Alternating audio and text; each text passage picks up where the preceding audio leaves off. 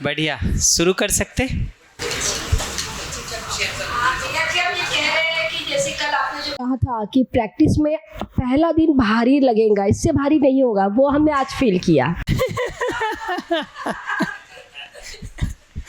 सही बात है। धीरे धीरे इसको करते रहेंगे ना, 2-3 दिन में दिखने लगेगा कि एक फ्लो आने लगेगा, एक फ्लो आने लगेगा। अभी सेंस हो रहा होगा कम से कम 3-4 दिनों में कि आर्टिकुलेट कैसे हम कर सकते हैं ताकि विवाद नहीं बढ़े। और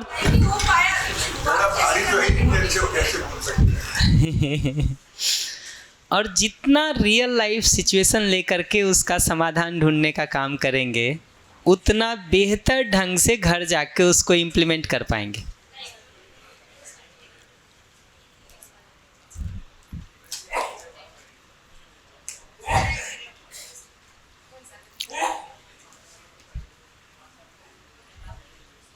मूलभूत वास्तविकता को ध्यान रखते हुए जब हम डायलॉग बाजी करते हैं ना, तो एक तो ध्यान रहता है इसकी फीलिंग क्या है और नीड क्या है जी, वो तो तुरंत ही आ जाता है। ये आज की प्रैक्टिस में थोड़ा आया। एग्जैक्टली। तो सुनते समय बस 2 ही चीज़ पकड़ना है, फीलिंग क्या है, नीड क्या है। ठीक है, वो पकड़ लिए तो कम्युनिकेशन हो गया। वो नहीं पकड़ के बाकी सब चीज़ सुन लिए तो अनावश्यक चीज़ों में उलझ जाएंगे। और बोलते समय ये 2 चीज़ और इम्पॉर्टेंट हो जाती है, ऑब्जर्वेशन न कि जजमेंट। जजमेंट करने में हम ब्लेम करने लगते हैं कहीं ना कहीं दूसरे को, कटघरे में खड़ा करके स्टेटमेंट बोलना शुरू कर देते हैं। इस पूरे कम्युनिकेशन की ब्यूटी देखिएगा, सौंदर्य देखिएगा क्या है ना, तो हम हमेशा अपने को केंद्र में रख के अपनी बात कर रहे होते हैं। मुझे क्रोध आया, मेरी ये ज़रूरत पूरी नहीं हुई। हम आपको नहीं कटघरे में खड़ा कर रहे हैं कि तुमने ऐसा किया इसलिए मुझे क्रोध आया।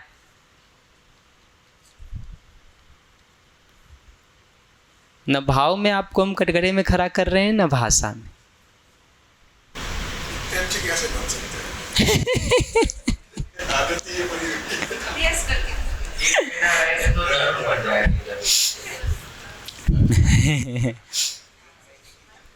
तो ये दिखता है धीरे धीरे कि क्रम से एक एक स्टेप हम इस पे काम करते जाएंगे ना, तो गति हो जाती है। जी दीदी। तो भैया जब इस पूरे अभ्यास को अपने में करेंगे, जब वो कुसंस्कार दिखेगा, उसके बाद में जब अस्तित्व सहित मूलभूत वास्तविकता पे ध्यान रखेंगे और फिर तय करके कि अब मेरा भाव स्थिर हो गया है, ऐसा मुझे लग रहा है, और मैं बाहर बात करने गई, मैंने भाव पे ध्यान रखा, भाव बनाए रखना है, मगर 3-4 सेंटेंसेस में कुछ ऐसा हुआ कि सामने वाले का वही रिस्पॉन्स नहीं आया और मेरा भाव बिगड़ा।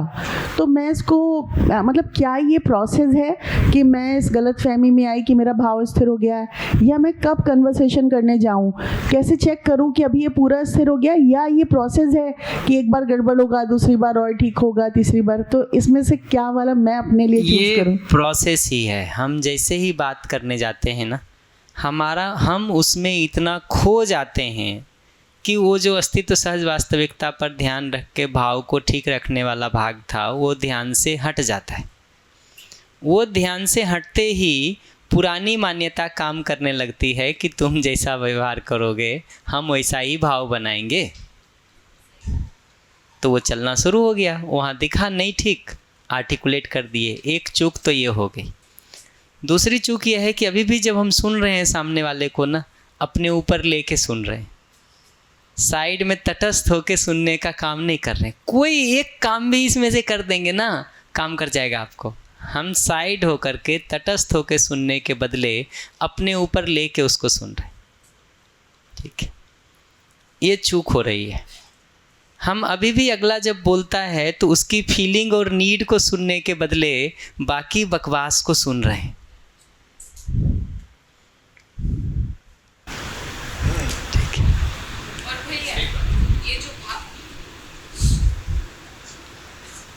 कहीं एक जगह से पकड़िएगा ना, ये सब एक दूसरे को स्ट्रेंथन करेगा, मजबूत करेगा। एक भी चीज इसमें से टिका रह जाए ना, धीरे धीरे बाकियों को सपोर्ट मिलेगा।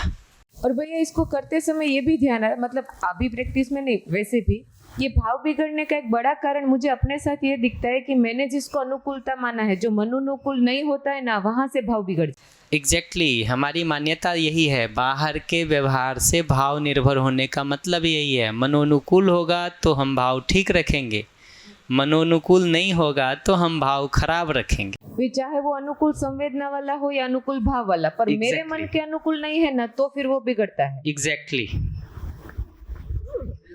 अगर कौन है हम ये जो आप कह रहे हैं वास्तविकता, मूल वास्तविकता अगर देख लेते हैं, मानव है उसको भी ऐसा ही है या कुछ ऐसा अस्तित्व संबंध की, फिर इस ये एनवीसी का कुछ वो रहता है क्या मतलब? हाँ, ये इम्पॉर्टेंट क्वेश्चन है कि अगर वो अस्तित्व सहज वास्तविकता दिख जाए तो भी कम्युनिकेशन का कोई रोल है कि नहीं। मेरे हिसाब से 2 जगह से उसका रोल है और उसको खुला रख के जांच परख किया जाए। कोई पोजीशन नहीं ले रहा हूँ मैं, ठीक है, जांच परख किया जाए ठीक है कि नहीं है, हो सकता है कि नहीं हो सकता है। एक जगह तो यही दिखता है कि अभी जो हमको अस्तित्व सहज वास्तविकता दिखती है ना, वो भास या आभास के स्तर पर दिखती है। आभास के स्तर पर जो वास्तविकता दिख रही है वो बोध जितनी स्थिर नहीं है। आभास के स्तर पर जो वास्तविकता दिखती है वो बोध या अनुभव की तरह स्थिर नहीं है, ठीक है। तो यहाँ एनवीसी का या किसी वैसी टेक्निक के सपोर्ट से सहयोग मिलता है हमको, वरना वो जो भाव हमारा बना हुआ है आभास पूर्वक वही टूट जाता है। आभास पर टिका हुआ भाव इतना मजबूत नहीं होता है कि सारे झंझावातों को झेल ले। अगर इतना ही मजबूत होता तो बोध और अनुभव की ज़रूरत क्या थी। तो एक तो ये होता है। दूसरा, बोध हो जाने के बाद भी, ये तो पहले बताया कि पहले क्या ज़रूरत है। दूसरा, बोध हो जाने के बाद भी, बोध हो जाने के बाद भी अगर हमारा बोलने का पुराना पैटर्न एक तरह का रहा है, ठीक है, तो उसको होशपूर्वक बदलने का अभ्यास तो करना ही होगा। अगर हमारा पैटर्न ऐसा रहा है बोलने का जिससे चोट लगती है दूसरे को, हमारा आशय नहीं है आपको चोट पहुंचाने का, लेकिन अगर मेरी भाषा, मेरी शैली, मेरा एक्सप्रेशन ऐसा है जो सामने वाले को चोट लग रही है, तो वहाँ भी अभ्यास की ज़रूरत पड़ेगी ताकि हम बदल सकें। और ये कम्युनिकेशन टेक्निक कोई ऐसा चीज़ नहीं है कि बाहर से ही बोरो करना ज़रूरी है, कहीं से लाना ज़रूरी है। अपने में भी अगला विकसित कर सकता है कि हम कैसे चीज़ों को एक्सप्रेस करें।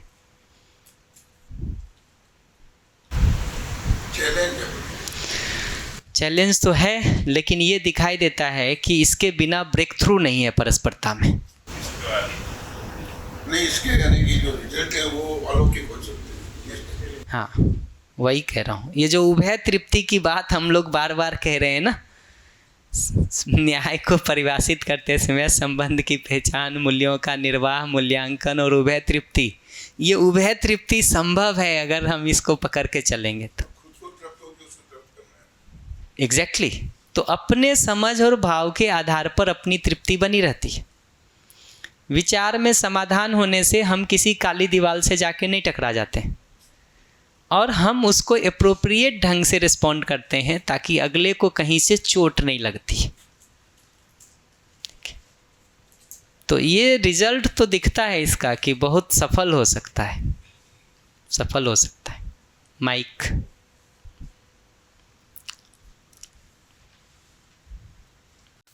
तो ऐसा समझा जाए कि परस्परता में व्यवहार करने के लिए न्याय जरूरी है, और न्याय को सिद्ध करने के लिए एनवीसी जरूरी है। वही न्याय, एनवीसी कहिए उसको, या संवाद की कोई न कोई ऐसी कला जो अगले को घायल नहीं करे। संवाद की कोई न कोई ऐसी कला जो अगले को घायल नहीं करे। अभी दिखता है जजमेंट घायल करता है, अभी दिखता है डिमांड घायल करता है, अभी दिखता है कि ब्लेम घायल करता है। अभी दिखता है कि अनक्लियर कट रिक्वेस्ट हम कहते हैं, जो अगले को समझ में नहीं आता है तो अगला कंफ्यूज रहता है। तो ऐसा समझे कि दर्शन ने तो बता दिया कि न्याय करना है परस्परता में जी, मगर इसके लिए क्या टूल इस्तेमाल करना है वो हमें चूज करना है। वो कुछ तो दर्शन से भी मिलता है, तो या तो उसको आधार लेकर के कोई पूरा एक्सपेंड करे, ठीक है, लेकिन उसको देखिएगा तो वो ABC से पूरा डिजाइन बनाने का है। तो जिन लोगों ने भी काम कर रखा है, NVC जैसे टूल्स डेवलप कर रखे हैं, उसका सीधा यूज हो सकता है दर्शन की रोशनी में। बिल्कुल।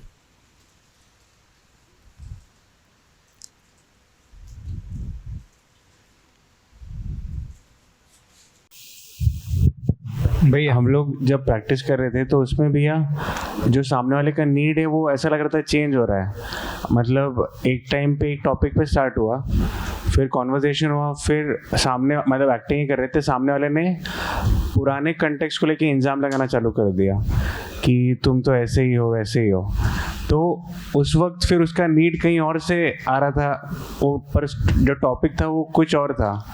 तो उस केस में फिर कैसे हैंडल करना? पुराने कॉन्टेक्स्ट को जब उसने कहना शुरू कर दिया, इसका मतलब है कि पुराने कॉन्टेक्स्ट में उसकी कोई नीड पूरी नहीं हुई थी। जैसे आप अभी अपमान करेंगे, वो पुराना भी सब गिनाना शुरू कर दिया, ठीक है। इसका मतलब उस समय भी उसका नीड ऑफ रिस्पेक्ट नहीं पूरा हुआ था। तो ऐसा आर्टिकुलेशन बनता है। अगर हम उसको कहने जाएंगे तो आपको अपमान महसूस हुआ, ठीक है, या आपको दुख हुआ, अपमान महसूस हुआ नहीं, आपको दुख हुआ, आपको पीड़ा हुई, जो जैसा भी बोल रहा है, आपको झल्लाहट हुई, आपको परेशानी हुई, क्योंकि पिछले काफ़ी समय से या पिछले कुछ वर्षों से, उसको और प्रेसाइज करिए, पिछले 2-3 वर्षों से आपकी सम्मान की ज़रूरत पूरी नहीं हो रही। यही तो स्टेटमेंट बनेगा ना। अगर मान लीजिए कोई और नीड उठा के ले आया तो सम्मान और स्वतंत्रता की ज़रूरत पूरी नहीं हो रही। मान लीजिए एक तीसरा नीड और ले आया, सम्मान, स्वतंत्रता और पहचान की ज़रूरत पूरी नहीं हो रही। यही तो करेंगे आप। भैया ये ऐसा खुद के अंदर बोलेंगे ना, फिर उसका निराकरण करने के लिए कुछ बोलना पड़ेगा। अगर मैं सामने वालों को ऐसा बोलूँ कि आपकी सम्मान की नीड पूरी नहीं हुई, तो फिर वो क्या रिस्पॉन्ड करेगा? मैं तो बस उसको पढ़ रहा हूँ ना कि उसका नीड सम्मान का है, वो पूरा नहीं हुआ, तो मुझे फिर उसके बारे में उसको क्या बोलना चाहिए ताकि वो नीड पूरा हो जाए? देखिए, नीड पूरा होने के लिए तो बोलने की ज़रूरत नहीं है, करने की ज़रूरत है। बोल के नीड कैसे पूरा होगा? वो तो करना पड़ता है जो उसकी ज़रूरत है, और अगर सही है तो उसको पूरा करना होता है। एग्जैक्टली। तो वो जो जगह होता है वो फिर कमिटमेंट देने की बात होती है, जिसको मतलब उधर से देखेंगे तो रिक्वेस्ट है, इधर से देखेंगे तो कमिटमेंट है, ठीक। पर प्रिसाइजली जो नीड अगर आप आर्टिकुलेट करके अगले को बता देते हैं ना, तो उसको ये दिख जाता है कि उसकी ये नीड है जो वो आपसे चाहता है और वो पूरा नहीं हो रहा है, तो कम्युनिकेशन पूरा हो गया, ये उसको दिखाई देता है कि जो हम कहना चाह रहे थे वो पहुंच गया अगले तक। ये कम्युनिकेशन का एक पार्ट जो है ना, उसमें जैसे इस तरह का संवाद या कोई सार्थकता के अर्थ में बातचीत जिस ग्रुप में नहीं हो रही है, जिन लोगों के साथ नहीं हो रही है, फिर भी हमारा निर्वाह हो रहा है उनके साथ में, तो एक बहुत सारा पार्ट मजाक वाला चलता है ताकि सबको ठीक लगे। जी, 2 घंटे हम मिले हैं, जी, तो जी, जी, जी। तो वो जो मजाक वाला पार्ट है, कई बार वो भी हर्ट तो करता है कई सारे लोगों को, जिसमें मजाक में बहुत सारी चीज़ें बोलते हैं या अपने किसी क्लोज वन की मजाक बनाते हैं ताकि बाकी सब लोग हंस पाएँ। ऐसा भी कई बार होता है। तो कभी तो उसको ठीक लग रहा होता है, कई बार उसको ये ठीक नहीं लगता है कि आपने सबके सामने मुझे मजाक का विषय क्यों बना दिया। तो ये वाला पार्ट भी कम्युनिकेशन में बहुत बार प्रॉब्लम क्रिएट करता है। और या कई बार हम ऐसा कह देते हैं जिससे बुरा लगता है, फिर हम कहते हैं मैं तो मजाक कर रहा था, तो ये भी बहुत समय तक चल नहीं पाता है। तो ये कम्युनिकेशन में एक ये पार्ट भी कई बार रिश्तों में दिक्कत पैदा करता है ना। तो इसको कैसे एड्रेस करें जहाँ कुछ बात नहीं है लेकिन मजाक वाला ही सीन बन जाता है? देखिए, ये तो परस्परता में जीते हुए हमको धीरे धीरे ये पता चलता है। 2 उपाय है, या तो हमको धीरे धीरे पता चल जाता है कि कितना स्पेस अगला दे रहा है मजाक करने के लिए, उस सीमा में कर रहे हैं तो ठीक है, और जहाँ डाउट होने लगे कि ये बाउंड्री पे है कि बाहर है, रुक जाना बेहतर है। क्योंकि एक मजाक नहीं करेंगे तो चल जाएगा, लेकिन एक चोट लगा देंगे लंबा खींचेगा। एक मजाक नहीं करेंगे ना तो 10 सेकंड हंसने का एक अवसर खो देंगे, इतना ही तो होगा।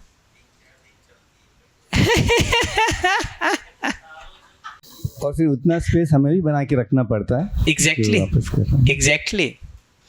देखिए, अगर आप मजाक किसी से करते हैं ना, तो उतना स्पेस तो आपको देना ही होता है कि अगला भी आपसे मजाक कर सके। अगर वो स्पेस नहीं दिए हैं तो स्पेस लेना कैसे बनेगा अगले से? अगला अगर आपको स्पेस दे रहा है, इसका मतलब उससे अधिक स्पेस की अपेक्षा आपसे रखता है। लेकिन यहाँ भी एज ए ऑप्शन तो कहीं के हमें, क्योंकि अगर हम इस प्रोसेस में हैं तो सार्थक संवाद में कन्वर्ट हो उसकी कोशिश करनी चाहिए ऐसी जगह पर। वही, उसमें मैं ऐसे कहूँगा कि जब तक स्पेस मिला हुआ है और हम गॉसिप्स के लिए हैं, कर लें, बात कर लें जैसे भी करना हो, लेकिन मार्जिन की जगह जहाँ भी है वहाँ तो एप्रोप्रिएट कम्युनिकेशन की ही ज़रूरत है कि हम इस भाषा में अभिव्यक्त हो सकें कि चोट नहीं लगे। जहाँ तक उसको सार्थकता में बदलने की बात है, उसका कम्युनिकेशन से मतलब नहीं है, उसका मतलब तो उद्देश्य से है कि हम जिस उद्देश्य से बैठे हुए हैं उससे ज़्यादा मीनिंगफुल काम दिख रहा है तो निश्चित रूप से उसमें लग जाएं। यहाँ क्यों समय लगाएंगे? यहाँ क्यों समय लगाएंगे? अगर निरुद्देश्य बैठ के हम 2 घंटा टाइम पास करने के अभ्यस्त हो गए हैं तो कुछ बेहतर कार्यक्रम दिख रहा है तो उठ के उसमें लग जाएं। वहाँ तो संवाद कैसे करें का मतलब ही नहीं है। बैठना ही है और फिर करना है तो स्थिति परिस्थिति वातावरण को देख करके टॉपिक बदलने की बात है, न कि कैसे एक्सप्रेस करें उसकी बात है। अब क्वेश्चन आइडेंटिफाई करना पड़ेगा कि कहाँ का है। जी दीदी, ये लास्ट क्वेश्चन लेकर के फिर हम थोड़ा आगे बढ़ेंगे। अभी जैसे हम लोग अच्छा, कोई कॉन्वर्सेशन कर रहे हैं अपना भाव स्थिर रखते हुए, अगर कॉन्वर्सेशन की ड्यूरिंग हमारा भाव बिगड़ गया तो क्या इस कॉन्वर्सेशन को हम एक्सप्रेस करें कि हमारा भाव बिगड़ा है, या वहीं स्टॉप कर दिया जाए, या उसको फिर? अगर आप एक्सप्रेस करना चाहते हैं बहुत आसानी से कर सकते हैं। बताइए, आई फील इरिटेटेड, मुझे इरिटेशन महसूस हो रहा है, मुझे एंगर महसूस हो रहा है, मुझे लो फील हो रहा है, मुझे सैडनेस हो रहा है। ठीक, भाव देखिए उसमें बहुत सारे मिलेंगे आपको। क्योंकि जब बताएंगे तो ये नहीं उसका उत्तर बनेगा कि क्योंकि तुम हमारे साथ ऐसा किए, उसका उत्तर ये वो तो ब्लेम और ये सब तो हमको वही अवॉइड ही करना है। तो निश्चित रूप से बताइए क्योंकि मेरी ये ज़रूरत पूरी नहीं हो रही है। राइट, तो वो मेरी जरूरत पूरी ना होने के फॉर्म में आएगा। बिल्कुल, जब मेरा भाव बिगड़ा है। बिल्कुल, वही मैं समझना चाहता हूँ। हाँ, निश्चित रूप से बताइए। भैया ये छोटे-छोटे टूल्स ना इतने काम के हैं, ज़्यादा मेरा पूरा सेशन है। ऐसा ही है जी, ऐसा ही है। आप माने या न माने मेरे करते रहो। हाँ भैया, जो मैं ये जो हम अभी जो कसरत कर रहे हैं 2 दिन से, वो परस्परता के संवाद में के रूप में कर रहे हैं जी, एक दूसरे के सामने जी। अभी मैं परिवार का मुखिया हूँ जी। परिवार में काफ़ी कुछ बातचीत में सीधा नीट बोलता हूँ कि भाई सास बहू के झगड़े तो परिवार में होते ही रहते हैं, और दोनों अपनी जगह सही पाते हैं, इसलिए झगड़ा होता है। और ये दीवारा का आपका जो रिकॉर्डिंग सुना, उसके बाद में सुनने का जो और फीलिंग और नीड्स पहचानने का प्रयत्न भी कर रहा हूँ, तो ऐसा पाता हूँ कि कभी कभी दोनों गलत होते हैं, सही कुछ अलग होता है, या कोई एक के पक्ष में सही होता है, मगर उसको एज ए थर्ड पर्सन कैसे इसको कम्युनिकेशन आगे बढ़ाया जाए, ऐसा कुछ आप बताइए।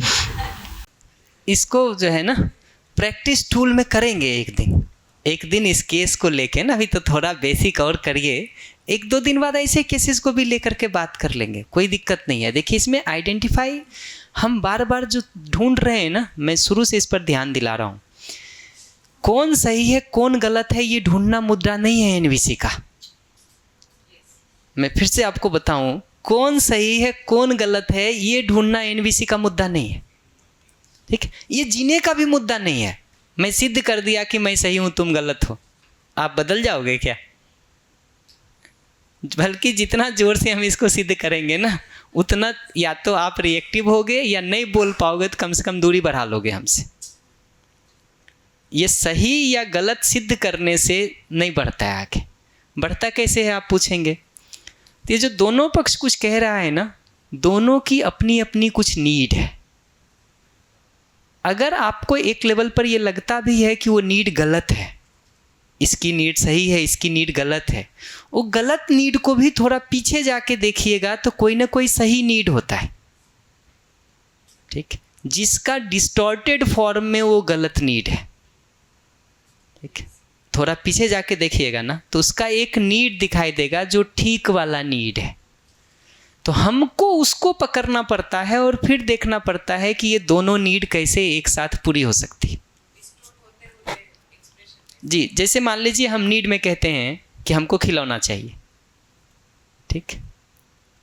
अब आपको लगता है कि भाई इतने पैसे का नहीं दिया जा सकता है खिलौना, तो हमको लगता है सीधा कन्फ्लिक्ट हो गया नीड का, अब कैसे हो सकता है, ठीक। जबकि थोड़ा पीछे जाके देखिएगा तो खिलौने के पीछे की नीड क्या है, या तो उसकी मनोरंजन की नीड होगी, बच्चों से पहचान की नीड होगी, ठीक है। ऐसा पीछे जाके देखिएगा ना तो एक नीड दिखाई देगा कि कोई और उसके पीछे की नीड है, ठीक है। तो मनोरंजन की नीड है, तो अब मनोरंजन की नीड हमने पहचान लिया और अपनी ज़रूरत पहचान ली, जो हमारे पास संसाधन है, ये दोनों के योगफल में मनोरंजन की नीड कैसे पूरी हो सकती है, हम इसको सोचेंगे। क्योंकि उसके लिए मुद्दा वो खिलौना नहीं है, उसके पीछे का मनोरंजन है। ये हम पहचान पाते हैं, उसको भले नहीं पता हो। ये जो छोटा बच्चा रोता है ना, देखें, उसको नहीं पता चलता है बहुत कि क्या हो रहा है, ठीक है। ये दूसरे को पकड़ना पड़ता है कि क्या हो रहा है।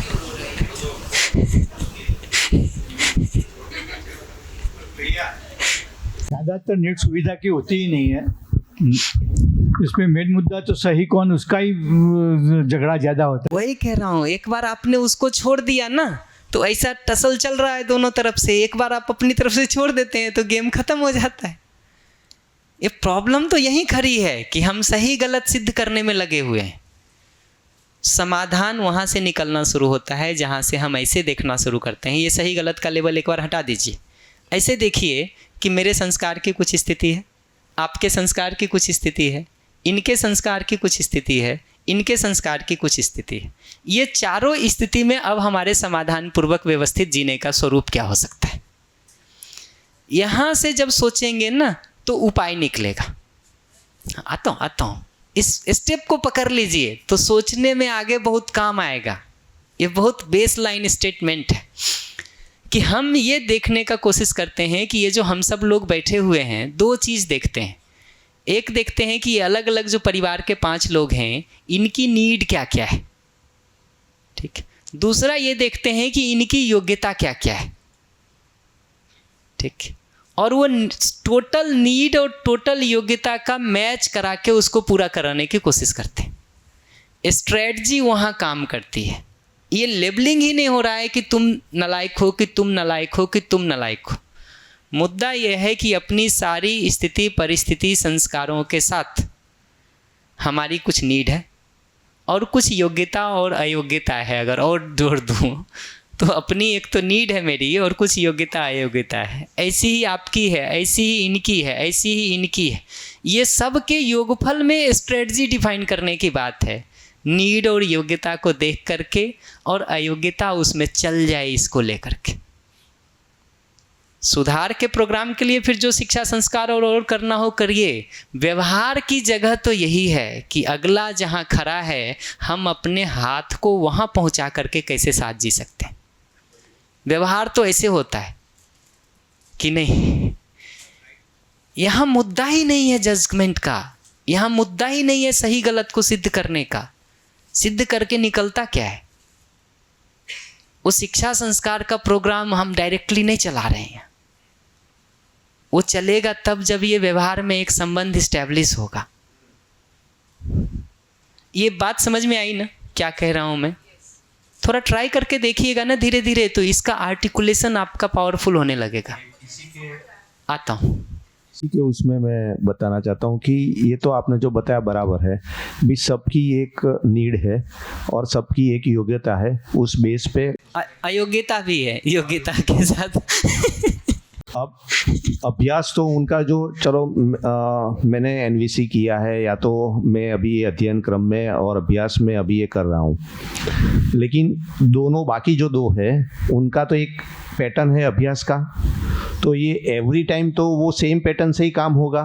तो एवरी टाइम इसमें से कैसे बाहर निकाला, क्योंकि ये क्या होता है कि एक वो प्री उसमें हो गए हैं, तो उसमें से फिर उसको बाहर निकालना है, तो फिर कैसे हो पाएगा? दो बात समझने की ज़रूरत है। एक तो सामूहिक कार्यक्रम जब बनाते हैं ना, तो वो सामूहिक जो हमारा एवरेज संस्कार और योग्यता होगा उतना ही बन सकता है, उससे ज़्यादा नहीं बन सकता। हम 60 लोग अगर यहाँ इकट्ठे हैं, 70 लोग इकट्ठे हैं, तो हम 70 लोगों का जो एक सामूहिक स्थिति है, प्रोग्राम उसी हिसाब से सोचने की ज़रूरत पड़ेगी। ठीक है, जिसके लिए नहीं सोचेंगे वो छूट जाएगा।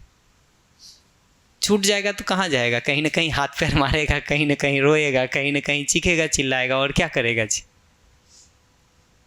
जो भी परिवार में कनेक्ट नहीं हो पाएगा वो क्या करेगा? कहीं तो एक झंडा गाड़ेगा ना अपना, कि नहीं गाड़ेगा?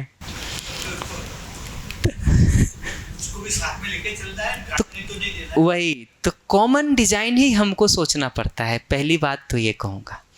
दूसरी, जब आप 2-3 बार इस तरह से किसी को रिस्पॉन्ड करते हैं और उससे उसको आराम मिलता है ना, तो फिर वो आपसे आगे कुछ सुनने को, समझने को, या कभी शिविर में आने कहेंगे, या एनवीसी के वर्कशॉप में आने कहेंगे, या किसी और के लिए रिक्वेस्ट करेंगे, तो वो सुन सकता है अगर आपने 3-4 बार उसके साथ ठीक जीने का काम कर दिया है। तो वही जगह है उसका कि अल्टीमेटली तो उसमें भी बदलाव की ज़रूरत है ही। देखिए, बाहर बदलाव की ज़रूरत नहीं है ऐसा नहीं कह रहे, लेकिन पहले ये पकड़ना पड़ता है कि बाहर जैसा है वैसा ही रहेगा, तब भी हम तृप्ति से कैसे जी सकते हैं और बातों को कैसे कम्युनिकेट कर सकते हैं। जुड़ाव तो तब होगा। जो बात में बाबा जी की कह रहा था ना भाई, आदमी जहाँ खड़ा है वहाँ जा करके हम अपनी बात को कन्वे कर पाएंगे, तब जुड़ाव होगा और तब वहाँ से वो ऊपर उठेगा। हम ये नहीं सोच सकते हैं कि हम अपना लेवल यहाँ खड़ा रखेंगे, तुम पहले उठो थोड़ा फिर हम संवाद करें।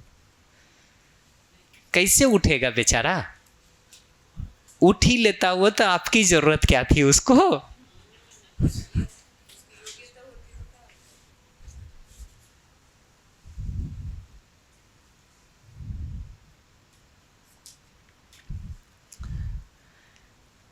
समझने की बात मैं एक कह रहा हूँ कि हमको और पूर्वी दी को अगर जीना है ना, ठीक है, तो ये मुद्दा नहीं है कि श्याम सही है कि पूर्वी दी सही है। ठीक है, मुद्दा ये है कि पूर्वी दी का भी कुछ नीड है, हमारा भी कुछ नीड है, और ये नीड धीरे धीरे पीछे ले जाएंगे तो यूनिवर्सल नीड तक जाता है। तो पूर्वी दी का भी कुछ नीड है, हमारा भी कुछ नीड है, आपका भी कुछ संस्कार है जिसमें योग्यता अयोग्यता दोनों है, हमारा भी कुछ संस्कार है जिसमें योग्यता अयोग्यता दोनों है। अब इसको देखते हुए हम दोनों का नीड कैसे पूरा हो सकता है, उसके लिए स्ट्रेटजी प्लान करना, तरीके प्लान करना, ये विचार में समाधान का मतलब है। तो हम एक बार भी ये नहीं कह रहे कि मेरा संस्कार ज़्यादा ठीक है, तुम्हारा कबार है। ठीक है, हमारा देखने का नज़रिया ठीक है, तुम्हारा नहीं है। नज़रिए वजरिए की तो बात ही नहीं कर रहे। हमारा नज़रिया ठीक है तो हम ज़्यादा अच्छे से आपकी नीड को पहचान पाते हैं। तो आपका जो फंडामेंटल नीड है, और उसको खोल के देखिए नीड की लिस्ट को, दिखेगा वो सारी यूनिवर्सल नीड्स हैं। ये जो हम छोटे छोटे चीज़ों को नीड कहते हैं ना, उसके पीछे एक यूनिवर्सल नीड छिपा होता है। तो अल्टीमेटली आपको उन ये जो छोटे छोटे नीड हम पहचानते हैं, ये बेसिकली स्ट्रेटजी है, तरीका है उस मूलभूत नीड को पूरा करने का। तो चावल खाना नीड नहीं है, रोटी खाना नीड नहीं है। नीड क्या है? शरीर का पोषण। बैडमिंटन खेलना नीड नहीं है, क्रिकेट खेलना नीड नहीं है, टेबल टेनिस खेलना नीड नहीं है। नीड क्या है? फॉर एग्जाम्पल मनोरंजन।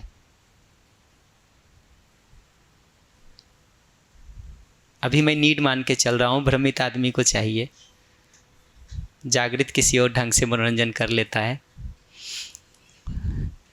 पर ये नीड चाहिए, नीड चाहिए। ये जो नीड हम आइडेंटिफाई करें वो यूनिवर्सल होनी चाहिए। बिल्कुल, धीरे धीरे उसको पीछे ले जाएंगे, एक एक स्टेप तो यूनिवर्सल नीड दिख जाएगा।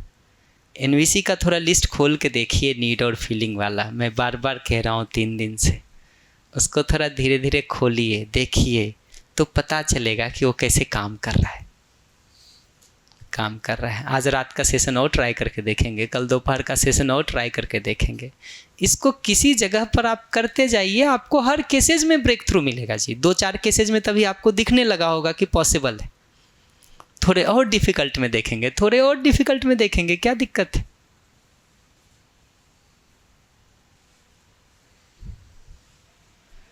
पर सॉल्यूशन ऐसे निकाला जाता है। आप पूछेंगे समाधान कैसे निकाला जाता है ना, मुझे दर्शन की जगह से भी यही समझ में आता है कि एक परिवार में जीते हुए ये मुद्दा नहीं है कि मैं ज़्यादा समझदार हूँ कि तुम ज़्यादा समझदार हो, मेरे हिसाब से घर चलेगा कि तुम्हारे हिसाब से घर चलेगा। मुद्दा यह है कि जो भी हम सब की परिस्थिति है उसके तहत हम सब का अपना कुछ नीड है। ठीक है, ये नीड कॉमन कैसे पूरा हो सकता है? हम सब का नीड जो हमारे पास रिसोर्सेज अवेलेबल हैं उसमें योग्यता अयोग्यता को ध्यान में रखते हुए। मैं आपको एक पैर में तकलीफ है, हम कैसे सोच सकते हैं कि आप दौड़ लेंगे? तो अगर मानसिक रूप से भी कहीं आपका ब्लॉकेज है संस्कार की जगह पर, तो हम कैसे सोच सकते हैं कि आप उठ करके इतना कर देंगे? सोच कैसे सकते हैं? सोचेंगे तो हमारी स्ट्रेटजी फेल हो जाएगी। अभी वो तो प्लानिंग बहुत इम्प्रॉपर होगी ना, कैसे काम करेगा? हाँ, माइक दे दो इधर। हाँ, आप बताइए। मतलब मुझे लग रहा है ये प्रैक्टिस करते वक्त ना कि हम लोग निरंतर खुद का मूल्यांकन प्रेजेंट करके दूसरों को बता रहे कि मेरा नीड और मेरा स्तर क्या है अभी, और दूसरे का भी स्तर जानने का ट्राई कर रहे हैं, और फिर उसका उपयोगी पूरक होके सॉर्ट ऑफ पूर्णता के तरफ बढ़ रहे हैं। ऐसा लग रहा है। ठीक लग रहा है आपको? पूर्णता की तरफ धीरे धीरे बढ़ जाएंगे। अभी तो एकदम ये काम हम कर रहे हैं कि जुड़ करके पूरकता का निर्वाह कैसे कर सकते हैं, इसको इंश्योर कर रहे हैं। पूरकता का निर्वाह हमारा कैसा हो सकता है? जो भी आपकी स्थिति परिस्थिति है और मेरी स्थिति परिस्थिति है, वहाँ से ये डिजाइन फेल हो जाता है कि तुम पहले इतना सुधरो फिर हम पूरकता का निर्वाह करेंगे। ये जो शर्त हम प्लेस करते हैं ना कि तुम पहले इतना ठीक हो फिर हम जिएंगे, ठीक है, उसमें नहीं होता है। या ये जो हम सोचते हैं कि सही गलत सिद्ध कर देंगे, उससे वो बड़ा आ करके हमारे गले लिपट लेगा, नहीं होता है। नहीं होता है, क्योंकि वो जो नीड फॉर रिस्पेक्ट है ना, वो वायलेट होता है गलत सिद्ध करने में। रूम में 4 लोग हैं ना, तो धीरे धीरे पता चला। पहले मुझे लगता था कि वो अनीता है ना, वो बहुत देर तक बाथरूम में रहती है, तो इरिटेट में बाहर बिना बताए रहती थी। फिर बात करके पूछा प्रेम से, तो उसने बोला मेरी आदत है, मैं अकेली रही हूँ पूरी ज़िंदगी, लगभग अकेली रही हूँ, और आराम से इसको पास समय था, तो वो बरसों की आदत होगी। तो अब पता चला इरिटेट होने का तो कोई सवाल ही नहीं है। फिर अदिति भी है, उसको आराम से अकेले मतलब सब जाओ भले देर हो, ऐसी इनकी आदत है। तो वो लास्ट में नहाती है, हम सब चले निकलते हैं। पूरक उपयोगी होके सबकी पैटर्न पता चलता है, सबकी नीड क्या है, और सब एडजस्ट भी आराम से होते हैं। किसी को पहला उठने की आदत है, वो उठ जाती है, जिसको लास्ट उठ जाता है। सब मैनेजमेंट एक दूसरे को रात को बोल के ही सोते हैं। कभी आप 5 बजे उठोगे, मैं 5:30, और अलार्म की ज़रूरत नहीं। एक का काम खत्म हुआ, उठो भाई तुम्हारी बारी आई, तो इतनी आराम से चलता है। स्ट्रेटजी का मतलब यही होता है कि अलग अलग संस्कार, अलग अलग परिस्थिति। अब झगड़ा कैसे शुरू होगा? वो कहे नहीं तुम पहले उठो, 4 बजे तुम तैयार हो। जो 6 बजे उठने वाला उसको कहो कि तुम उठ के 4 बजे तैयार हो, हम 4:30 उसके बाद होंगे। ठीक, अभी झगड़ा शुरू हो जाएगा। वो हाँ बोल भी देगा 4 दबाव के बावजूद ना, होगा नहीं उससे। हाँ बोल के ही देगा, आप लोगों के दबाव में कर नहीं पाएगा। पर आपको अप्रोच समझ में आ रहा है क्या कह रहे हैं? मैं इसको ठीक से बात करना चाह रहा हूँ, क्योंकि मेरे हिसाब से दर्शन का भी तरीका यही है, जितना मैं समझ पाया। वो तरीका किसी को गलत, किसी को सही, किसी को बड़ा, किसी को छोटा सिद्ध करने का नहीं है। वो ये है कि जो भी स्थिति परिस्थिति है हमारी, जो भी संस्कार कुसंस्कार आपके हैं, हमारे हैं, ठीक है, जो आपकी नीड है, हमारी नीड है, इसका ध्यान रखते हुए रिसोर्सेज जो अवेलेबल है उससे कैसे बेस्ट पॉसिबल ऑप्टिमाइज कर सकते हैं। और उसमें किसी जगह पर नहीं भी अगर किसी का नीड पूरा होता है ना, तो उसको दिखाई देता है कि यही सिचुएशन है, बेस्ट यही हो सकता है। उसको ये नहीं लगता है कि उसके साथ अन्याय हो रहा है। घर वाले उसके साथ अन्याय कर रहे हैं ऐसा नहीं लगता है। फिर अगर कोई नीड नहीं भी पूरी हो रही है, मान ली रोटी 2 है, खाने वाले 2 लोग हैं, पेट नहीं भर रहा है, दिखता है दोनों को कि भाई एक एक बांट के खा लिए, भूखे रह गए, ये नहीं लगता है कि उसने अन्याय कर लिया हमारे साथ जी। और क्या, अन्याय नहीं लगता है। फिर हो ही सकता है किसी समय ऐसे सिचुएशन की रिसोर्सेज कम हो जाए, नीड नहीं पूरी हो रही हो सुविधा की जगह पर। भाव की जगह पर अच्छी बात यह है एनवीसी के आर्टिकुलेशन में कि अपनी फीलिंग के लिए अपने नीड का पूरा होना नहीं होना जिम्मेदारी। तो दूसरे के ऊपर ब्लेम करने का मुद्दा ही नहीं है, किसी भी तरह से मुद्दा ही नहीं है। भैया मैं अभी मेरा जो पापा के साथ का मैंने बताया था जो इश्यू चल रहा था, तो अभी वो इसको मैं इस तरह से देख रही हूँ, तो मैं सही जा रही हूँ कि नहीं आप बताइएगा। पहले मुझे ऐसे लग रहा था कि पापा की नीड ये थी कि मैं जैन दर्शन को समझूँ, मेरी नीड थी कि मैं मध्यस्थ दर्शन को समझूँ। तो तभी तो मुझे लग रहा था कि हमारी दोनों की नीड अलग अलग है और इसलिए हमारा विरोध बनता था। लेकिन अभी जैसा मतलब येस्टरडे जो डिस्कशन हुआ और मेरी समझ बनी कि भाई दोनों की नीड तो सही समझ की है, तो ये हम एक ही प्लेटफॉर्म पे आ गए अभी, तो फिर वो विरोध नहीं है। Exactly. और अभी हमें वर्कआउट करना है कि मेथड दोनों की अलग अलग है, तो फिर अभी उस पर बात हो सकती है और एक दूसरे के साथ एग्जैक्टली यही कह रहा हूँ। इसके लिए थोड़ा एनवीसी का नीड का लिस्ट खोल के देखिए, धीरे धीरे उसको देखेंगे ना तो जितनी नीड है उसको पहचान लेंगे। 1-2 अगर जोड़ने की ज़रूरत पड़ेगी जोड़ लीजिएगा, ठीक है, बिल्कुल। तो जैसे ही वो कॉमनलिटी दिखने लगती है ना, डिस्कशन का बहुत सारा हिस्सा ख़त्म हो जाता है और विरोध तो बिल्कुल ख़त्म हो जाता है। अभी हमको अदरवाइज देखते हैं तो हमको लगता है हम तो ये पढ़ना चाहते हैं, पिताजी उसमें लगाना चाहते हैं, देखो हमारे विरोध में खड़े। थोड़ा पीछे जाके देखेंगे ना तो दिखाई देगा कि नीड तो कॉमन है। कल किसी संदर्भ में एक उदाहरण पे बात हो रही थी कि भाई हम शादी कहीं और करना चाहते, मेरी माँ कहीं और करना चाहती, ठीक है, तो माँ कह रही कि भाई तुमको शादी करने के लिए, अगर हम अपने बच्चे की शादी कहीं और करना चाह रहे हैं, माँ कहीं और करना चाह रही, तो माँ कहती है हमको कि भाई तुमको शादी करने के लिए भिखारी ही मिल गया है क्या, ठीक है।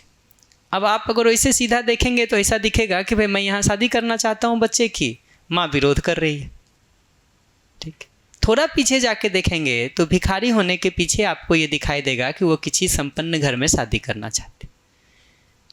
यहाँ भी आप देखेंगे तो आपको लगेगा कि संपन्न घर में करना चाहती है, मैं सामान्य घर में करना चाहती हूँ, यहाँ विरोध है। थोड़ा पीछे जाके देखिए तो दिखाई देगा कि बेसिकली वो उस बच्चे का भविष्य ठीक चाहती, उसकी सुरक्षा चाहती, वो हम भी चाहते हैं।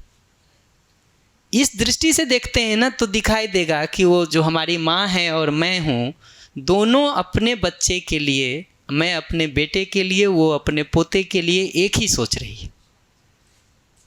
नीड की जगह पर वो सेम है, स्ट्रेटजी की जगह पर डिफरेंस है, तरीके की जगह पर भेद है। उपाय सोचा जा सकता है, लेकिन ये जैसे ही देख लेते हैं ना, ये समझ में आ जाता है कि अगला मेरे विरोध में नहीं खड़ा है।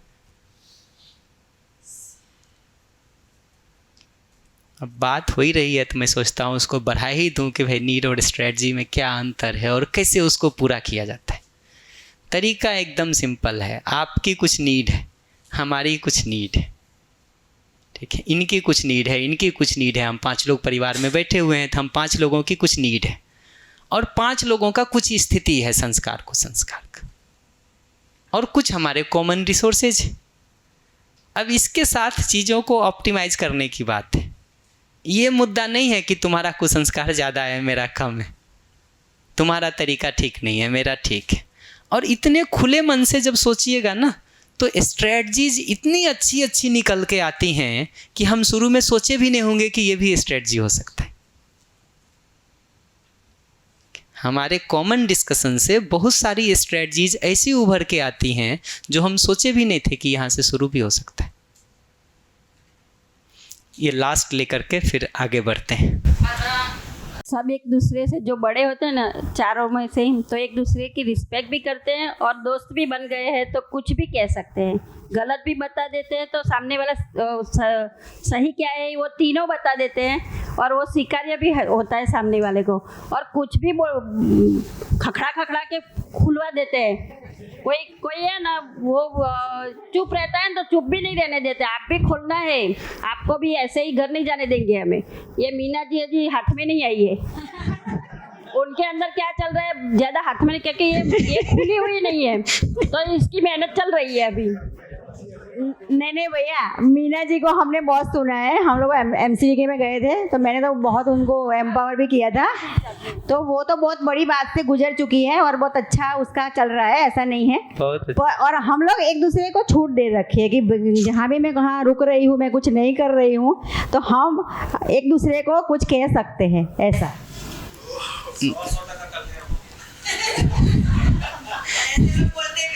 जिनके जो पति पत्नी दोनों लोग आए हुए हैं ना, जब पत्नी गुस्सा करके बोले और नहीं समझ में आए ना कि कुछ क्या बोलना है, तो उसको कहिएगा जरा इसको NVC में बोलो प्लीज। सॉरी भैया, बस आखिरी क्वेश्चन है। तो अभी मैं NVC की प्रैक्टिस कर रही हूँ और मैं अपने ऐसे किसी मित्र से बात कर रही हूँ जो नहीं कर रही है, तो अब बहुत सारा उसके अंदर विरोध है और हमारी 3 महीने से बातचीत नहीं हुई, ये सिचुएशन है।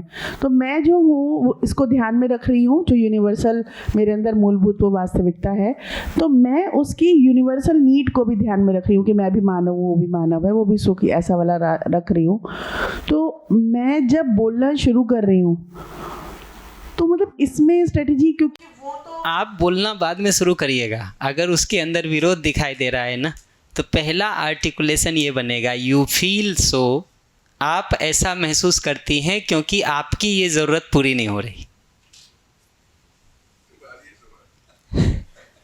आप विरोध में हमारे सामने खड़े हो तो हम बोलना नहीं शुरू करेंगे, हम तो आपको ऑब्जर्व करेंगे और आपकी फीलिंग और नीड को आर्टिकुलेट करेंगे जी। बात तो उसके बाद बढ़ेगी आगे। मुझे ऐसा लगता है कि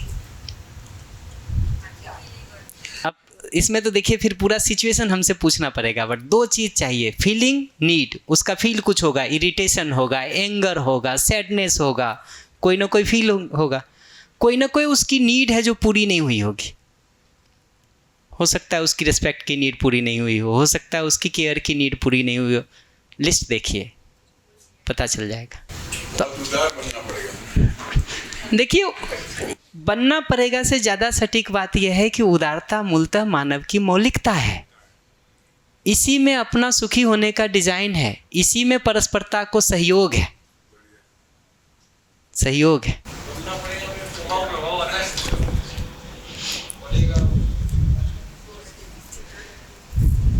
ये किसी की अभी एट ए टाइम उस समय नज़र आ रही है कि अटेंशन और अप्रिशिएशन ही नीड है, तो फिर उसको कैसे करें? क्योंकि अटेंशन और जो सीकिंग है उसको हम कंटिन्यूसली तो पूरा कर नहीं सकते। अभी मैं उत्तर दूंगा, पर हम एक गलती कर रहे हैं जिसको मैं ध्यान दिला दूं।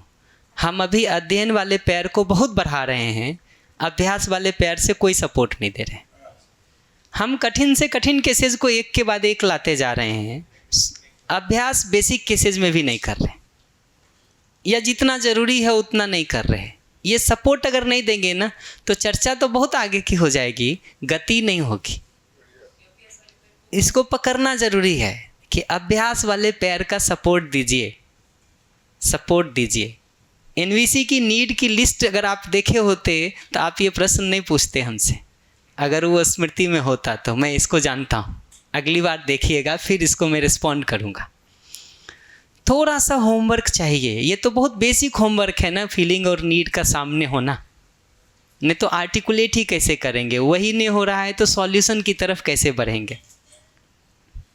हम हर बार कह रहे हैं कि जो पीछे कहा कि जो नीड वो आपको दिखाई दे रहा है, उसके पीछे कोई ना कोई बेसिक नीड है जो यूनिवर्सल है, वो परवर्टेड और डिस्टॉर्टेड फॉर्म में आपको दिखाई दे रहा है।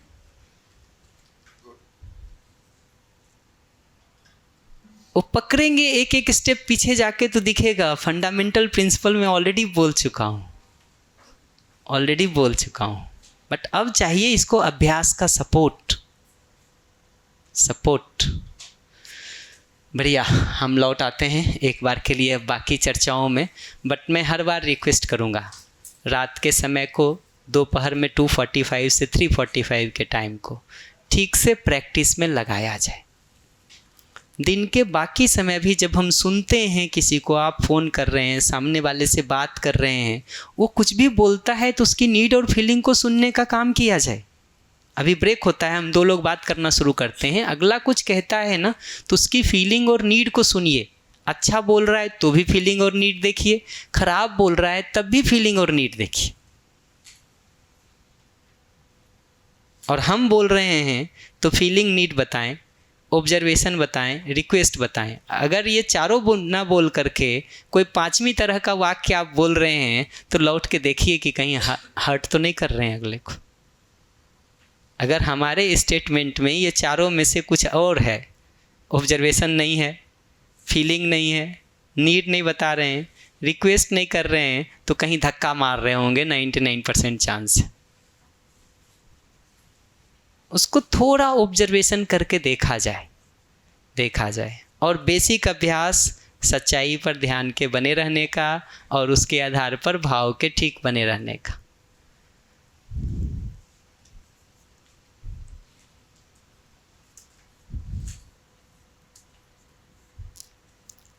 ठीक है, किया जाए, इसको थोड़ा किया जाए। कम से कम 2-3 दिन में कई लोगों को अलग अलग ग्रुप्स में ये बात दिखने लगी है कि कुछ स्टेप तो सॉल्व कर सकते हैं,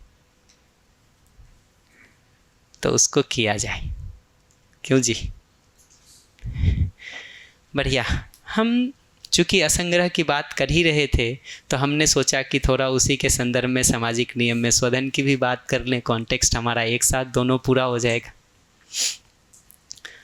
सामाजिक नियम का आधार देखेंगे कि क्या है ना, तो स्नेह का भाव है। स्नेह के भाव के तहत जब हम परस्परता में जीते हैं तो सामाजिक नियम पूर्वक जीना है। सामाजिक नियम में 3 बातें कही है: स्वधन, स्वनारी पुरुष, दयापूर्ण व्यवहारकारी। स्वधन का देखिएगा कि क्या मतलब है, तो उसको मैं एक एक स्टेप चलाता हूँ। इसका परिभाषा लिखा है समाज स्वीकृत नियम से प्राप्त धन। अभी मैंने यहाँ से शुरू किया है, ठीक है। तो मुझसे अगर पूछिएगा कि आज के कॉन्टेक्स्ट में, आज की परिस्थिति में, वो जो लास्ट लाइन पिछले बार हमने लिखा था ना कि आज के कॉन्टेक्स्ट में स्वधन का स्वरूप क्या हो, बाकी परिभाषा तो आप सब जानते ही हैं, तो मेरा रोल यहाँ अध्ययन वाला नहीं है, तो वो आप पहले पढ़ रखे हैं स्वधन क्या है। हम तो ये बात करना चाह रहे हैं कि आज की स्थिति परिस्थिति में उसको कैसे अप्लाई कर सकते हैं। तो हमको पहला स्टेप ये समझ में आता है कि जो आज का समाज स्वीकृत नियम है, उन नियमों की सीमा में रहते हुए हम अपनी सुविधा की आवश्यकता की पूर्ति के लिए उपाय कर सकें। जैसे चोरी ठीक नहीं है, कानूनन अवैध है, तो चोरी से हम सुविधा नहीं पूरा कर सकते, ठीक है। नौकरी स्वीकृत है, नौकरी से कर सकते हैं। व्यापार स्वीकृत है, कर सकते हैं। व्यापार में बेईमानी स्वीकृत नहीं है, ठीक है, वो कर रहे हैं, इलीगल है, गैर कानूनी। तो जिसको सामान्य रूप से भारतीय संविधान या कानून कहते हैं ना, उसकी सीमा में रहते हुए कर रहे हैं तो स्वधन है। न्यूनतम जगह ये है, सबसे कम का जो जगह है वो ये है। इससे नीचे अगर खड़े हैं तो जागृति में बाधा है, अपने लिए भी दूसरे के लिए भी। ये पकड़ में है। इससे थोड़ा जब ऊपर उठते हैं ना, तो जो चीज़ें कानून की दृष्टि से ठीक भी हैं लेकिन सामाजिकता की दृष्टि से या लोगों की जागृति की दृष्टि से ठीक नहीं हैं, उनको छोड़ा जा सकता है। जैसे शराब बेचने का काम कर रहे, ठीक है तो लीगल, लेकिन समाज के लिए उपयोगी नहीं। सिगरेट बेचने का काम कर रहे हैं, गुटखा बेचने का काम कर रहे हैं, है तो लीगल, समाज के लिए उपयोगी नहीं। तो अगर एक स्टेप ऊपर उठें तो ये समझ में आता है कि लीगल भी हो, समाजोपयोगी भी हो। पहला जगह मैं कह रहा हूँ लीगल, कानूनन वैध हो, मिनिमम तो ये जगह है। इससे नीचे चले गए तो पर्दन है विशुद्ध रूप से, गारंटी से कहा जा सकता है। दूसरा जगह है कि वो समाज के लिए, व्यक्ति के लिए भी उपयोगी हो, सार्थक हो, तरीका हमारा परेशान करने वाला नहीं हो समाज को और व्यक्ति को। तो सिगरेट जैसी चीज़ें, शराब जैसी चीज़ें, गुटखे जैसी चीज़ें, ऐसी आप धीरे धीरे देखने जाएंगे तो 20 चीज़ें, ठीक है। उससे ऊपर उठना ज़रूरी दिखाई देता है, ठीक है, ये समझ में आता। उससे जब हम ऊपर उठते हैं ना, तो धीरे धीरे ये देखने की ज़रूरत है कि हम जो उत्पादन क्रियाकलाप को कर रहे हैं, ठीक है, वो कितना सार्थक है, कितना निरर्थक है, ठीक है। जैसे मोबाइल बना रहे हैं तो सार्थक है, ठीक है। सौंदर्य के लिए क्रीम बना के बेच रहे हैं तो निरर्थक है कि नहीं।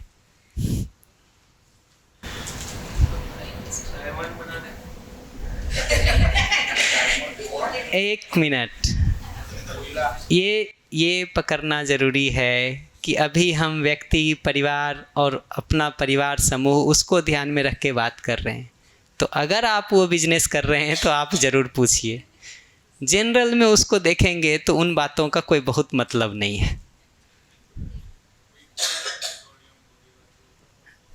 कोयला, पेट्रोलियम जैसे बिजनेस है ना, बिल्कुल अगर आज की परिस्थिति में देखिएगा तो लीगल है, समाजोपयोगी है, ठीक।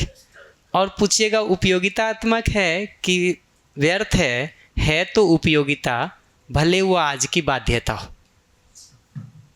उपयोगिता इसलिए है कि हम भी यूज़ उसको करेंगे ही, ठीक है, अगले को भी करना ही है। सामाजिक गतिविधियां आज की तो चल ही नहीं सकती हैं उसके बिना, है तो वो उपयोगिता। तो अगला जगह उस पर काम करने का बनता है।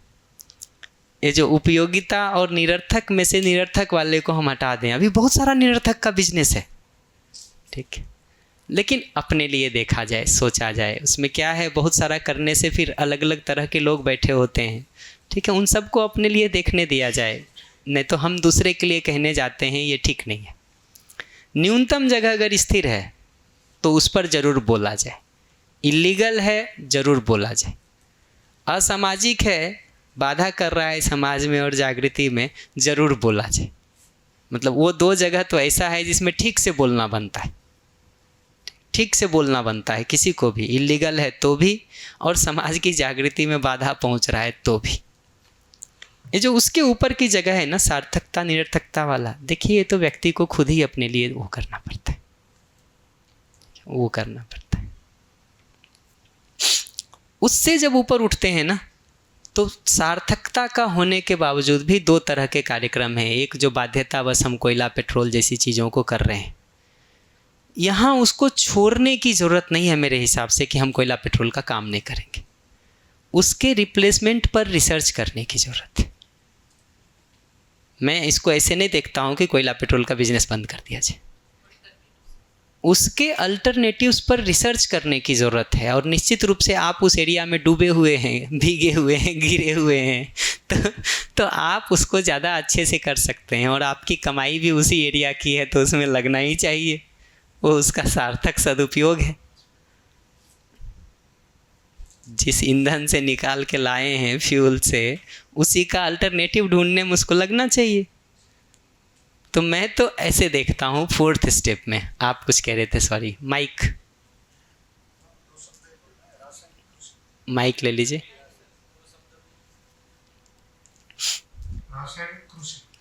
ठीक कह रहे हैं। मतलब अब देखिए हम व्यवहारिक ढंग से बात कर रहे हैं, तो मैं एक बात और बता दूं, थोड़ा बहुत ऊपर नीचे भी इसमें कुछ कर लेंगे ना, बहुत फर्क नहीं पड़ता है। ये दर्शन की तरह वो मुद्दा नहीं है कि अस्तित्व सत्ता में संपृक्त प्रकृति और प्रकृति जड़ और चैतन्य दो ही होता है, ठीक है।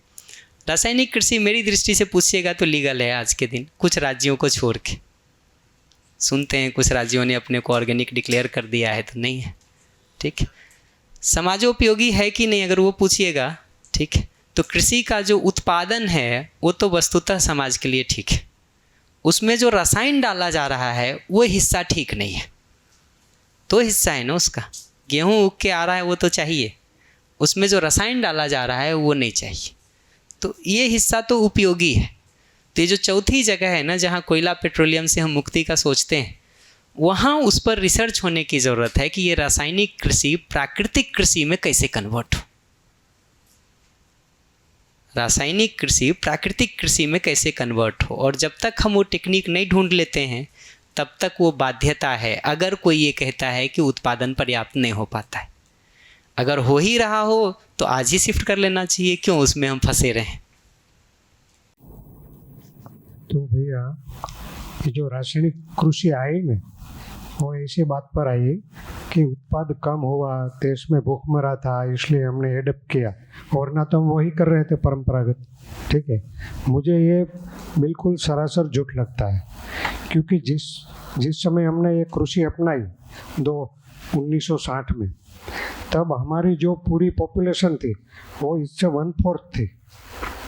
हमारी जो कृषि थी उसकी फर्टिलिटी थी इससे 5 गुना ज़्यादा थी, क्योंकि उसका कार्बन 2.5 था। और ज़्यादातर गांव में लोग गेहूं नहीं खाते थे, हाँ वो बाजरा ज्वार और खाते थे। और जो ये बात हो रही है कि यहाँ गेहूं की कमी हुई थी, इसलिए हमने रासायनिक कृषि को अपनाया। तो वहाँ से झूठ चला आ रहा है, ऐसा मुझे लगता है। हो सकता है, मेरा बहुत डिटेल स्टडी नहीं है उस पर, इसलिए मैं बहुत कह पाने का अधिकारी नहीं हूँ। लेकिन मैं तो आपको क्राइटेरियन बता रहा हूँ कि उन क्राइटेरियंस पर हम अपने लिए चीज़ों को पहचानने का काम कर सकते। तो न्यूनतम जगह तो ये है कि जो कानूनन वैध है वो किया जाए। उसके साथ कर सकते हैं तो जो समाज के लिए प्रतिकूल है, सिगरेट जैसी चीज़ें, शराब जैसी चीज़ें, उनसे मुक्त हुआ जाए। सॉरी, हाँ ये भी अच्छा बात है। फास्ट फूड रेस्टोरेंट को देखिएगा तो उत्पादन तो है, समाजोपयोगी मेरी दृष्टि में तो नहीं है। अगर फास्ट फूड के वैसे मोड में जा रहे हैं जो स्वाद के लिए हो, स्वास्थ्य के लिए नहीं हो, मतलब फास्ट फूड को परिभाषित कर लीजिएगा, जो स्वाद के लिए दे रहे हैं स्वास्थ्य के लिए नहीं दे रहे हैं, तो ये बात आएगी। अगर आप रेस्टोरेंट में ये कह रहे हैं कि स्वाद भी है स्वास्थ्य भी है, तब तो भाई हाँ वही बिल्कुल, फिर तो वो आवश्यकता है,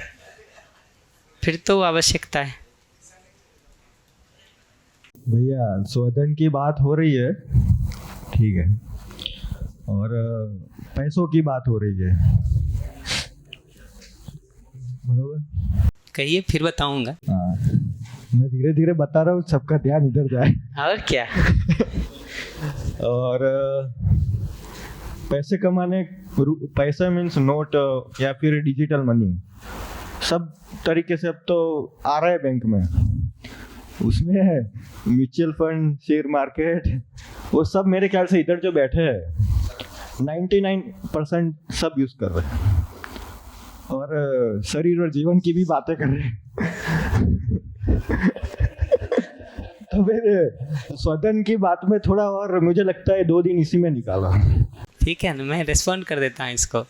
देखिए, मैं फिर से उस पर ध्यान दिलाऊंगा, चर्चा स्वयं को केंद्र में रख करके जितना करेंगे उतना, हाँ करता हूँ ना रिस्पॉन्ड, इसलिए मैं रिस्पॉन्ड करूँगा, मैं मना नहीं कर रहा हूँ। मैं तो सिर्फ हर बार ध्यान इसलिए दिला देता हूँ कि हम सब अपने ऊपर केंद्रित रह सकें। वो सब के लिए जनरल हुआ है, इंक्लूडिंग मी। मैं अपने को भी ध्यान दिलाता रहता हूँ हर बार कि हम यहाँ केंद्रित रहें। तो अगर म्यूचुअल फंड आप हमसे पूछेंगे ना, लीगल है, ठीक, लीगल है, मेरी दृष्टि में सामाजिक ही नहीं है, क्योंकि हम बिना कुछ किए कमाने की बात कर रहे हैं। नौकरी में हम कुछ करते हैं, मैं जैसा देखता हूँ मैं वो बता रहा हूँ। देखिए, अंतर पे मैं नहीं जाऊँगा। नौकरी में हम कुछ करते हैं, ठीक, ऑफिस तो जाता है और मजबूरन 2-4 काम भी कर ही देता होगा।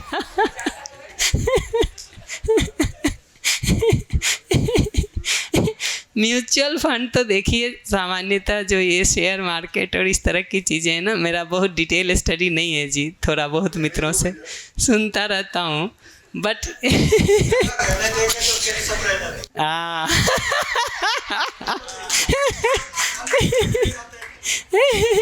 सही बात है।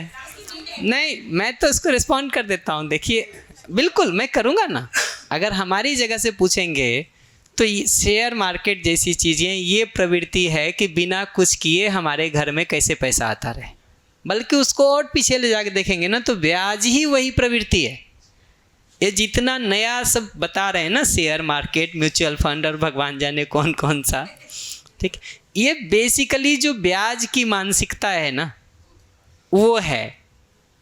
और ऐसा नहीं है कि ब्याज आज अपराध माना गया है, ठीक, अनादि काल से बहुत लोगों ने इसको अपराध की कैटेगरी में घोषित कर रखा है जी, ठीक है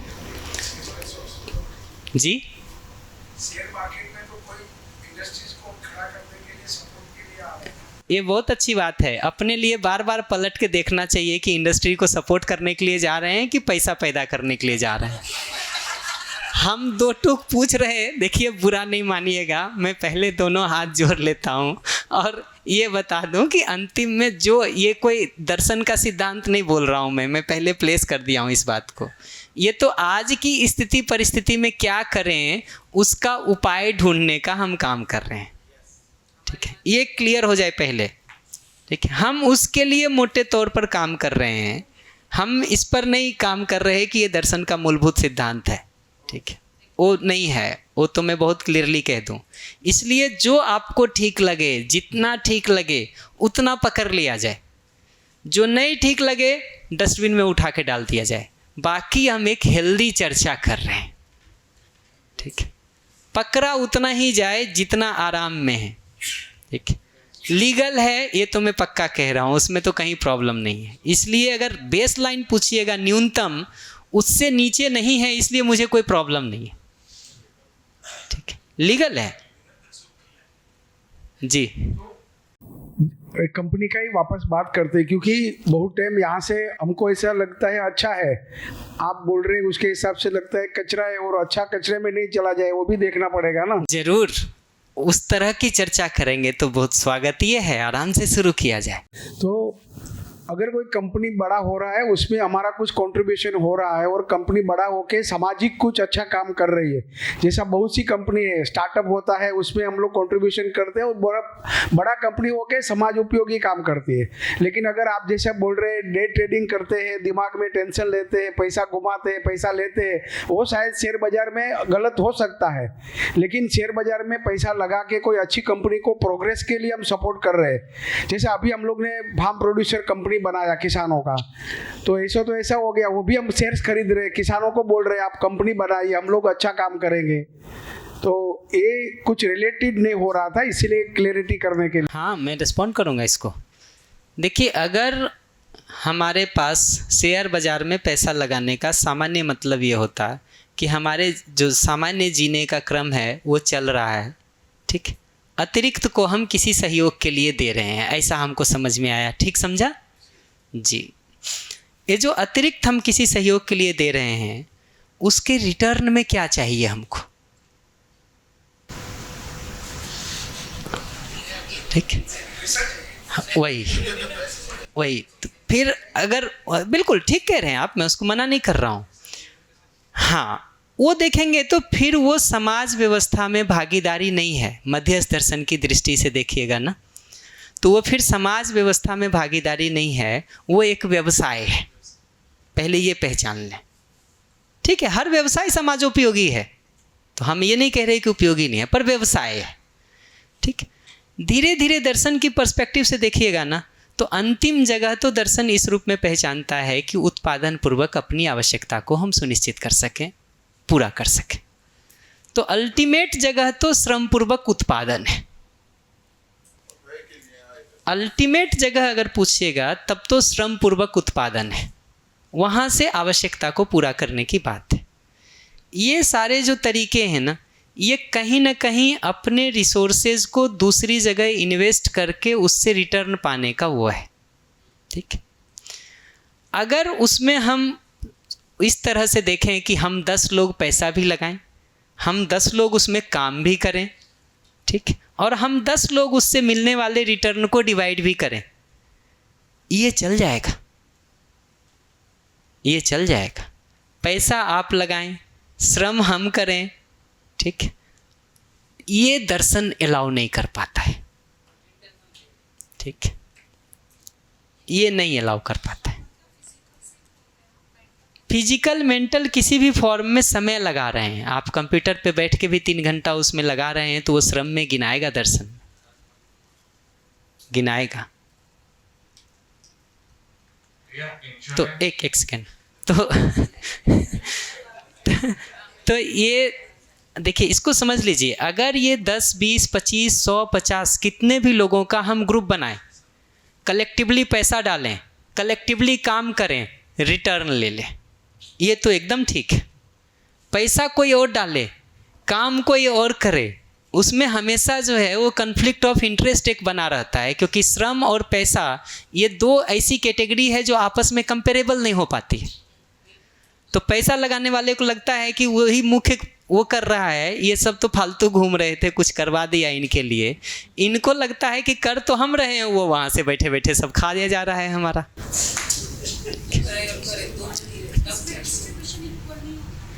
डिस्ट्रीब्यूशन, माइक ले लिया जाए, डिस्ट्रीब्यूशन श्रम के अनुपात में होने की ज़रूरत है।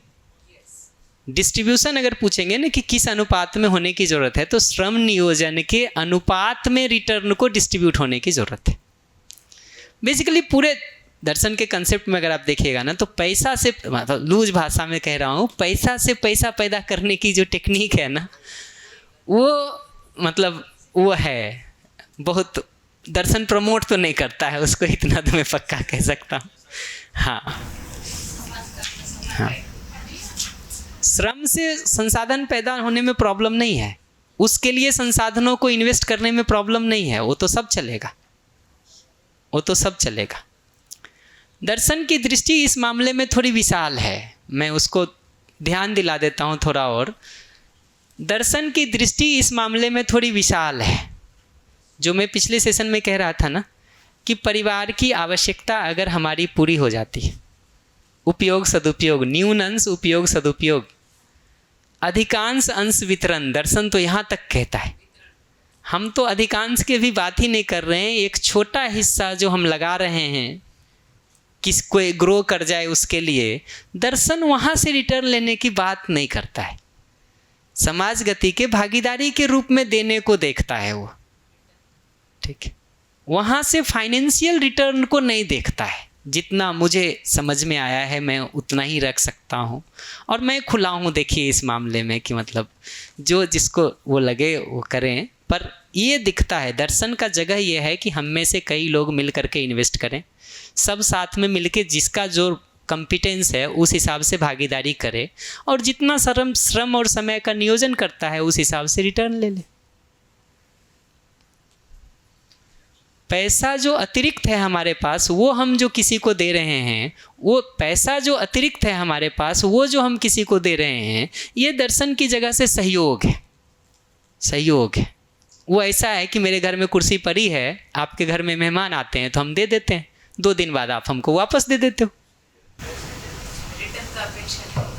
उस पे ये नहीं है कि कुर्सी के साथ जो है मेहमान मिठाई जो लाए होंगे वो भी 2 बांध के देना हमको। तो ये श्रम और पैसा का मैटर है। समझो मैं सोफे पे बैठता हूँ और काम वाले को काम करवाता हूँ, और वो पैसा मेरा शेयर बाजार से आता है, तो इसको कैसे रिलेट करें? क्योंकि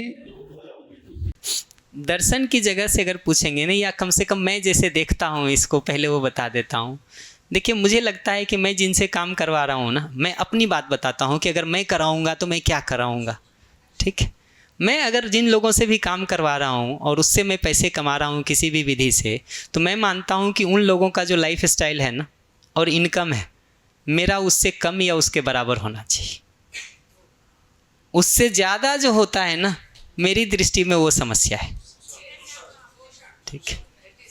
अगर हमसे पूछेंगे तो कि जिन 25-50 लोगों को रख के मैं काम करवा रहा हूँ सोफे पे बैठ करके, ठीक है, तो उन 25-50 लोगों को जो रिटर्न मिलता है ना, मेरा रिटर्न उससे बराबर ही मैक्सिमम होने की ज़रूरत है, उससे अधिक नहीं। क्या कह रहे हैं?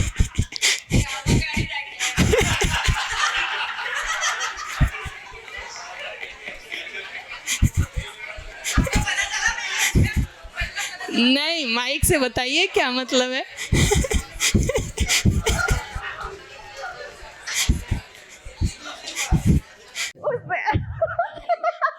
इन्होंने बोला गाभा काटना क्या है, ऐसे गुजराती में है बोलते हैं, तो मतलब बहुत भारी हो गया है, मतलब कि धुलाई कर दी ऐसा कुछ। धुलाई हो गई अब। देखिए, मैं तो बिल्कुल ईमानदारी से सोचता हूँ इस बात को कि अगर मैं किसी कुर्सी टेबल पे बैठ के, और मैं अपनी बात कह रहा हूँ और बहुत एकदम अपने दिल की गहराई से आपको कह रहा हूँ कि मैं अगर कुर्सी टेबल पे बैठ के 10 लोगों से काम करवा रहा हूँ और सिस्टम चला रहा हूँ, तो उन 10 लोगों को जो रिटर्न मिलता है अधिकतम उतना ही मुझे भी मिलना बनता है। उससे अधिक अगर हम ले रहे हैं तो ये कहीं ना कहीं मेरे डिज़ाइन में तो ठीक नहीं है।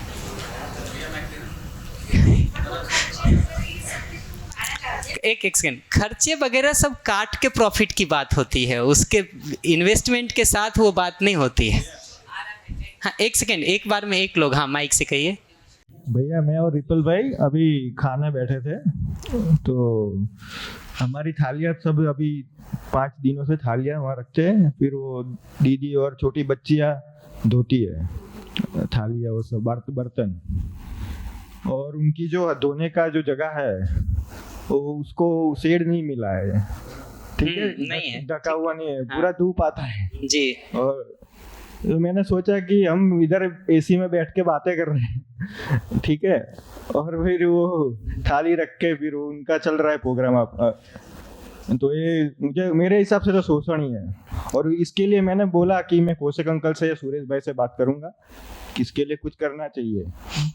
तो मुझे लगा कि हम जो कर रहे हैं आंखों से दिखता है तो ठीक है, वरना तो फिर चलता रहता है पूरी। और बिजनेस की बात है तो फिर उसमें लगता है कि प्रॉफिट शेयरिंग तो अभी तो नहीं हो रहा है कि ठीक से प्रॉफिट शेयरिंग हो रहा है। और नौकरी में भी ऐसा है, सरकारी नौकरी वाले और कुछ भी हो, जहाँ भी नौकरी कर रहे हैं पूरा चल रहा है, पैसा से पैसा पैदा हो रहा है, वही है। मैं इस बार जो अभी एक शिविर भिलवाड़ा में युवा शिविर लेने वाला हूँ, मैं सोच रखा था उसमें पहली लाइन ये कहूँगा, वो मैं आज ही बोल देता हूँ आपको।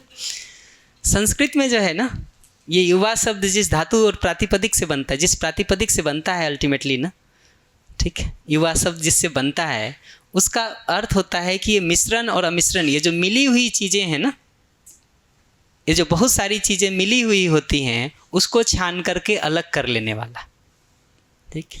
तो जो अच्छाइयाँ और बुराइयाँ बहुत सारी मिक्स होती हैं ना समाज में, हर युवा को किसी न किसी समय लगता है कि ये सारी बुराइयों को बदल डालना है। जिंदगी में एक समय पर आते आते समझौते शुरू हो जाते हैं, जिसको आज के दिन बुद्धिमत्ता कहते हैं, ठीक है। वो धीरे धीरे वो समझौते शुरू हो जाते हैं और फिर अलग अलग कारणों से वो समझौते स्वीकृत हो जाते हैं, कभी लाइफ स्टाइल के कारण, कभी बाकी परिस्थितियों के कारण, ठीक है, वो स्वीकृत हो जाते हैं।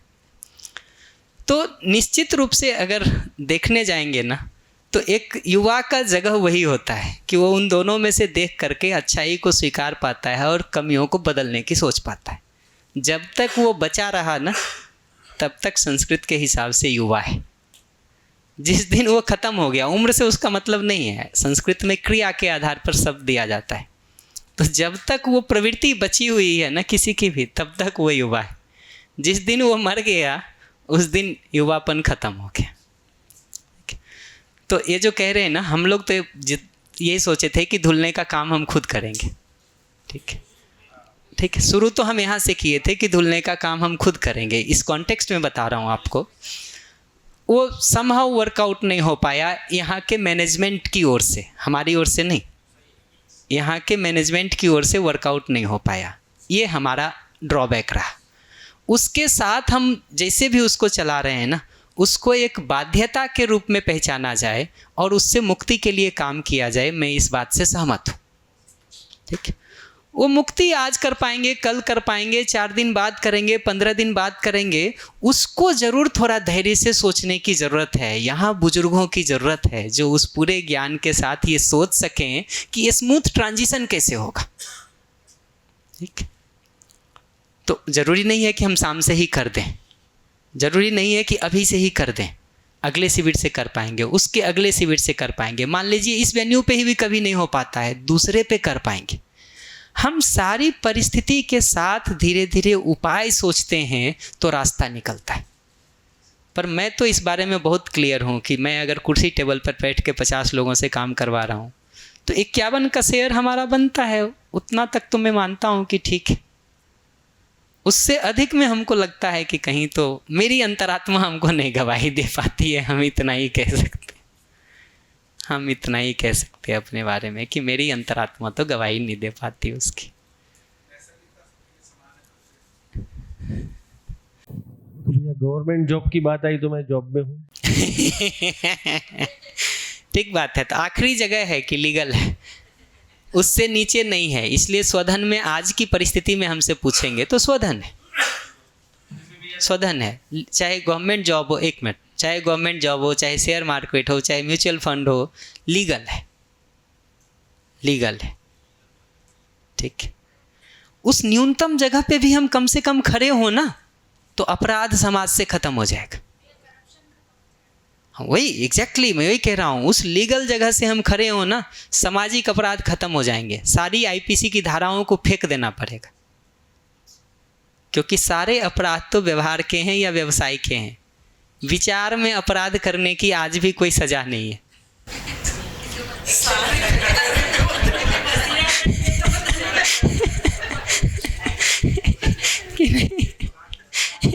एक पुरानी कोई वो पढ़ी थी हमने जिसमें थॉट पुलिस का कंसेप्ट है कि विचार में जैसे ही आप कुछ करते हैं पुलिस आके पकड़ लेती है।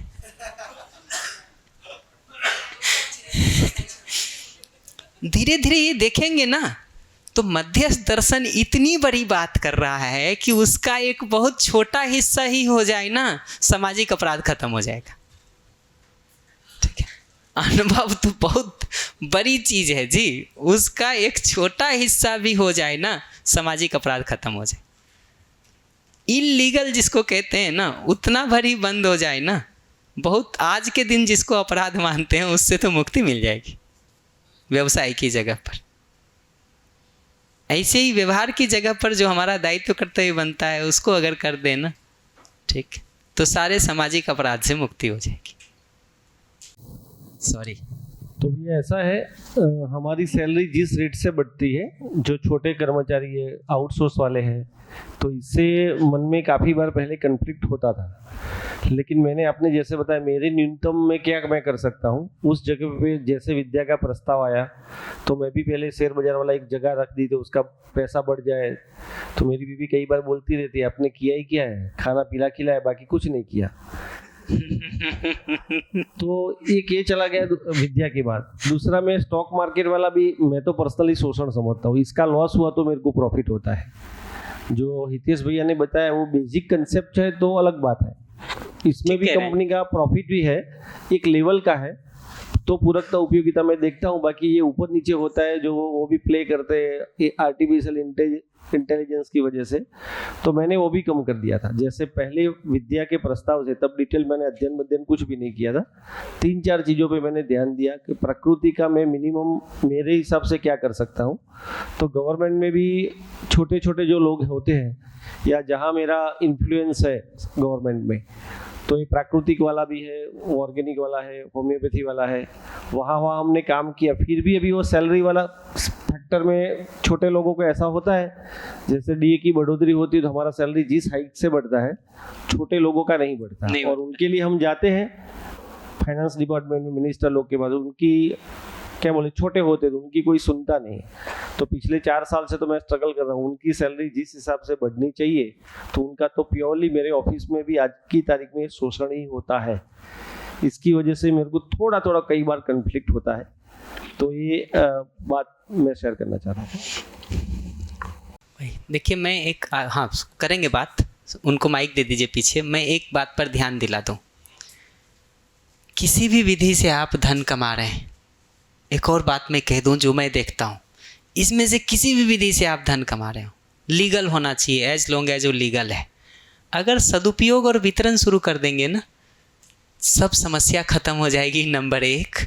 नंबर 2, आपको कई बार दिखेगा कि इतने की ज़रूरत नहीं है, वितरण ही तो करना है।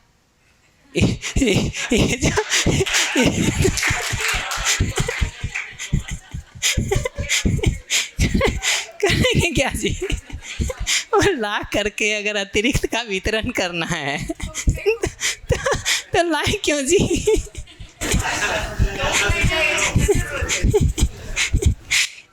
ये जो पहला 2 लिखा है ना, ये बहुत सोच समझ के लिखा हुआ है। वो कह रहे थे पीछे कि वितरण क्यों लिखे हैं, विनिमय क्यों नहीं लिखे हैं, ठीक है। वो बहुत कारण है उसके पीछे का कि सदुपयोग और वितरण अगर शुरू कर देना, ठीक है, तो प्रॉब्लम हल हो जाएगी। कहीं भी पैसा लगा रहे हो आप, शेयर मार्केट में लगाइए, म्यूचुअल फंड में लगाइए, किसी और तरीके में लगा लीजिए। जो धन आ रहा है नौकरी से कमा लीजिए, व्यापार से कमा लीजिए, हीरा मोती सब का व्यापार कर लीजिए। सदुपयोग और वितरण, ठीक है जी। हाँ, तो श्रम और जिम्मेदारी, अभी जो भी लोगों को इनकम हो रहा है वो या तो श्रम के ऊपर डिपेंड है या तो उसने कितनी जिम्मेदारी लिया है। हमारा कोई भी ऑर्गेनाइजेशन होएगा तो ये सिस्टम से चलता है। तो ये दोनों का क्या रिलेशन है, श्रम और जिम्मेदारी का? ये जिसको आप जिम्मेदारी कह रहे हैं ना, मैं जैसा देख पाता हूँ मैं वो बताऊँगा। श्रम करने वाले की भी कुछ जिम्मेदारी होती ही है, ठीक है। बल्कि जो खड़ा रहता है वहाँ सबसे पहली जिम्मेदारी तो उसी की होती है। कुर्सी में बैठा हुआ भले कहे कि हम जिम्मेदार हैं, लेकिन उसका काम इतना ही होता है कि वो फाइल ऊपर से नीचे ट्रांसफ़र कर देता है कि मशीन तुम ठीक से चलाओ। चलाता तो मशीन वही सामने से है।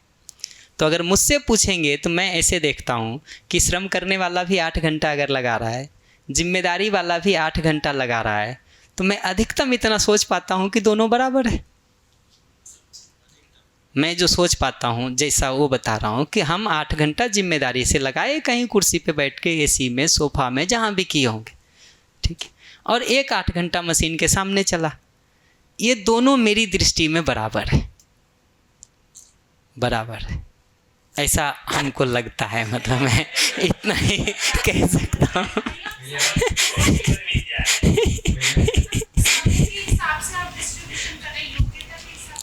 ये भी बहुत अच्छा प्रश्न है। जीवन विद्या में जो योग्यता को जिस तरह से देखे हैं ना, ठीक है, वो अल्टीमेटली इस तरह से देखे हैं कि समाज ने हमको बहुत सारा सहयोग करके जो पीछे सब बात करी ना, वो स्किल हमारे अंदर डेवलप किया है, ठीक है, और उस योग्यता को हम दूसरे को देने के लिए भी हमेशा तत्पर रहते हैं। तो उस दृष्टि से देखिएगा तो योग्यता के हिसाब से उसका बहुत प्रावधान इसमें नहीं दिखता है, नहीं दिखता है। लेकिन अगर आप एक्सपर्टीज़ के हिसाब से रखना भी चाहते हैं, मैं एक बार क्लियो भी खुला कर दूं, वेटेज फैक्टर कुछ तो पहचानेंगे कि न्यूनतम क्या होगा, अधिकतम क्या होगा। बिना योग्यता वाले का अगर 10,000 कर रहे हैं, एक उदाहरण ले रहा हूँ मैं, तो योग्यता वाले का 12 समझ में आता है, 15 समझ में आता है, 18 समझ में आता है, 2 लाख तो नहीं समझ में आता हमको।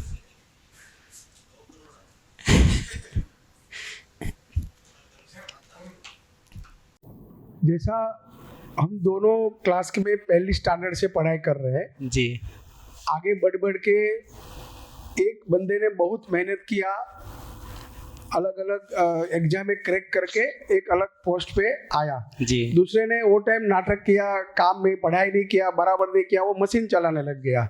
दूसरा ने अच्छा पढ़ाई किया, वो उसके ऊपर मैनेजर के आया क्योंकि उसने बहुत मेहनत करके, वहाँ श्रम तो उसका था। तो ये दोनों को कैसे समझेंगे हम? ये भी बहुत अच्छी बात है। मध्यस्थ दर्शन में अगर ठीक से देखिएगा ना, तो ये जितना हम समझने का, योग्यता विकास का, ये जो सारा काम कर रहे हैं ना, ये बेसिकली अपनी तृप्ति के अर्थ में कर रहे हैं, और दूसरे व्यक्ति को हम एक संबंधी के रूप में देखते हैं। कुछ फंडामेंटल पकड़ेंगे ना तो इन चीज़ों को पकड़ने में बहुत हेल्प मिलेगा कि इस पूरे शिक्षा संस्कार की प्रक्रिया को हम अपनी योग्यता विकास, ज्ञान समाधान और स्किल, ये सब के विकास के रूप में देखते हैं। अगले आदमी को अपने संबंधी के रूप में पहचानते हैं, और ये जो कह रहे हैं ना नाटक किया उसने, हमको ये देखना पड़ेगा कि मूल में वो नाटक नहीं करना चाहता है। शायद हमारी शिक्षा पद्धति भी ऐसी हो कि एक तरह के लोगों को प्रमोट करती हो, बाकियों को घिस के बराबर कर देती हो। उस पर भी खुला रख के देखने की ज़रूरत पड़ेगी कि शिक्षा पद्धति क्या कर रही है। ठीक है, वो सब के साथ देखिएगा ना अल्टीमेटली। तो मैं बहुत लूजली सोचता हूँ तो ठीक है, एक 18-20 साल मेहनत करके आया, एक कुछ और करके आया, भाई कोई एक वेटेज फैक्टर रख लो ना, 1 गुना रख लो, 1.25 गुना रख लो, 1.5 गुना रख लो, 2 गुना रख लो। बल्कि मध्यस्थ दर्शन का सोच उल्टा है। मध्यस्थ दर्शन का सोच यह है कि जितना अधिक समझदार उतना कम सुविधा का उपयोग सदुपयोग। ये बात ऐसी है।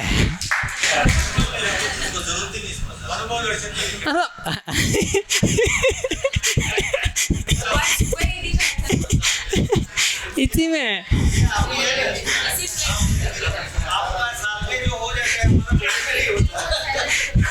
मैं सच्ची बता रहा हूँ। देखिए, ये दृष्टि को पकड़िएगा ना तो समझ में आएगा। कह रहे हैं जिस मनुष्य का न्यून अंश उपयोग सदुपयोग में, अधिकांश अंश वितरण में जाता है, वही ब्रह्मानुभूति क्षमता को पाने का अधिकारी है। तो दर्शन की दृष्टि तो ऐसी है कि जैसे जैसे हमारी योग्यता बढ़ती जाती है ना, वैसे वैसे भोग प्रवृत्ति से हम बाहर आते जाते हैं, सदुपयोग प्रवृत्ति में स्थिर होते जाते हैं। तो हमारी ज़रूरतें कम होती चली जाती हैं। ठीक, तो योग्यता विकास का पहचान अधिक सुविधा का प्रयोग नहीं है, बल्कि सुविधाएं कम हो जाती हैं। अधिक सुविधा तो कम वाले को चाहिए। इनफैक्ट परिवार का जो डिज़ाइन अभी भी होता है ना, हमारे एक सज्जन कुमार जी हैं राजस्थान के, nature human centric people's movement वाले, वो एक बड़ी इंटरेस्टिंग बात कहते हैं। वो कहते हैं भाई हमारे यहाँ अगर गाय पाल रहे हैं और दूध दे रहे हैं, मतलब कर रहे हैं ना, तो दूध जो आता है, काम जो करता है, वो जो सबसे युवा है वो सबसे ज़्यादा काम करता है गाय पालने का, खिलाने पिलाने से लेके दूध निकालने तक सब। लेकिन जब वो दूध ला के घर में रखता है ना, तो सबसे पहले बच्चे को मिलता है। ठीक, फिर बूढ़े और बीमार को मिलता है। ठीक, फिर जो अतिथि आए हैं उनको मिलता है। बच जाता है तो घर में हम उस युवा को मिलता है जिसने पूरे दिन काम किया है। घर ऐसे ही चलता है ना जी, घर ऐसे ही चलता है ना। इस दृष्टि को देखिए क्या है। ये दृष्टि ऐसा नहीं है कि जितना जिसका योग्यता है उतना उसको रिटर्न मिलेगा। ये दृष्टि यह है कि जिसका जितना नीड है और जितना जिसका कॉम्पिटेंस है, वो दोनों को मिला के ऑप्टिमाइज किया हुआ है, समझदारी को केंद्र में रख के। ठीक है। माइक दे दो इनको, माइक दे दो, आज इनके पसंद का टॉपिक है भाई।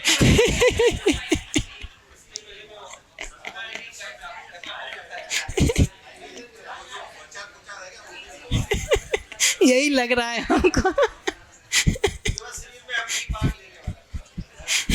मैं तो खुला हूँ जी। जो आपने बोला ना कि नौकरी व्यापार में जो ज़्यादा एफर्ट देता है, ज़्यादा पढ़ के आया है, ज़्यादा मेहनत करके आया है, उसको ज़्यादा सुविधा चाहिए। तो वो वाद जो विचार है वो भौतिकवादी है ना जी, कि मैंने ज़्यादा एफर्ट दिया है, मैंने ज़्यादा पढ़ा है, मैंने 20 साल लगाया है, तो मुझे ज़्यादा सुविधा चाहिए। एक्चुअली ये जो सारा सोच है ना, ये अभाव की मानसिकता में जीते हुए समाज की सोच है, जिसको लगता है कि अभाव है तो अधिक हिस्सा हमको मिल जाए।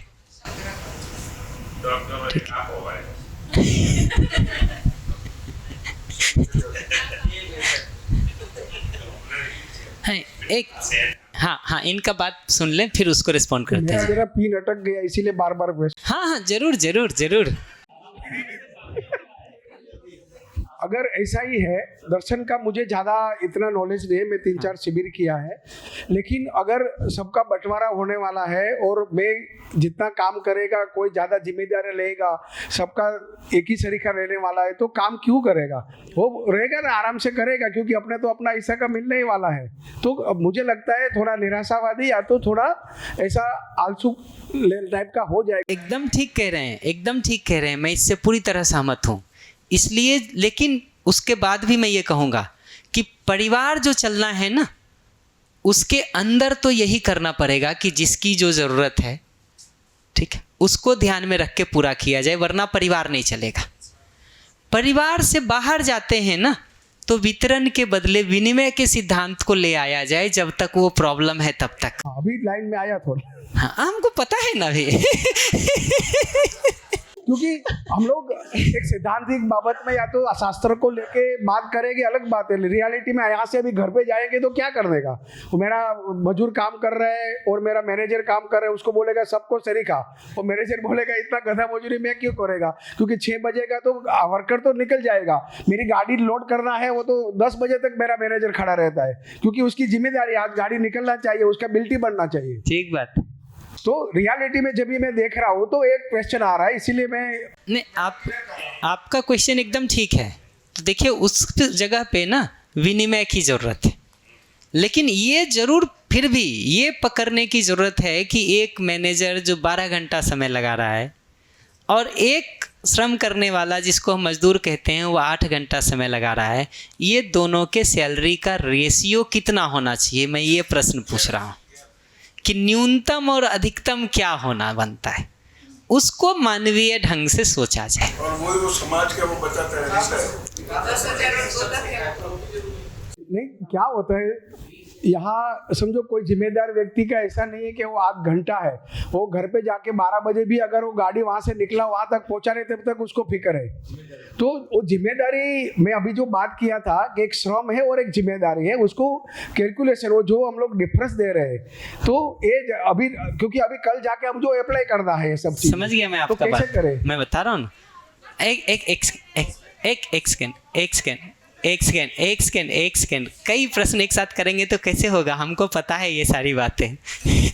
हम एक कोर्स चलाए हुए हैं इसका। देखिए, जो आप कह रहे हैं ना जिम्मेदारी, मैं बहुत उदारता से सोचता हूँ, तो एक का काम 8 घंटा कहूँगा, दूसरे का काम 24 घंटा कह लूँगा। इसी अनुपात को देख करके कि 3 गुना कर रहा है, श्रम और रिटर्न का कोई रेशियो रखेंगे कि नहीं रखेंगे? ठीक है, 24 ही मान लेते हैं, चलिए वो सो रहा होगा, सपने में ही बेचारे को आ रहा होगा।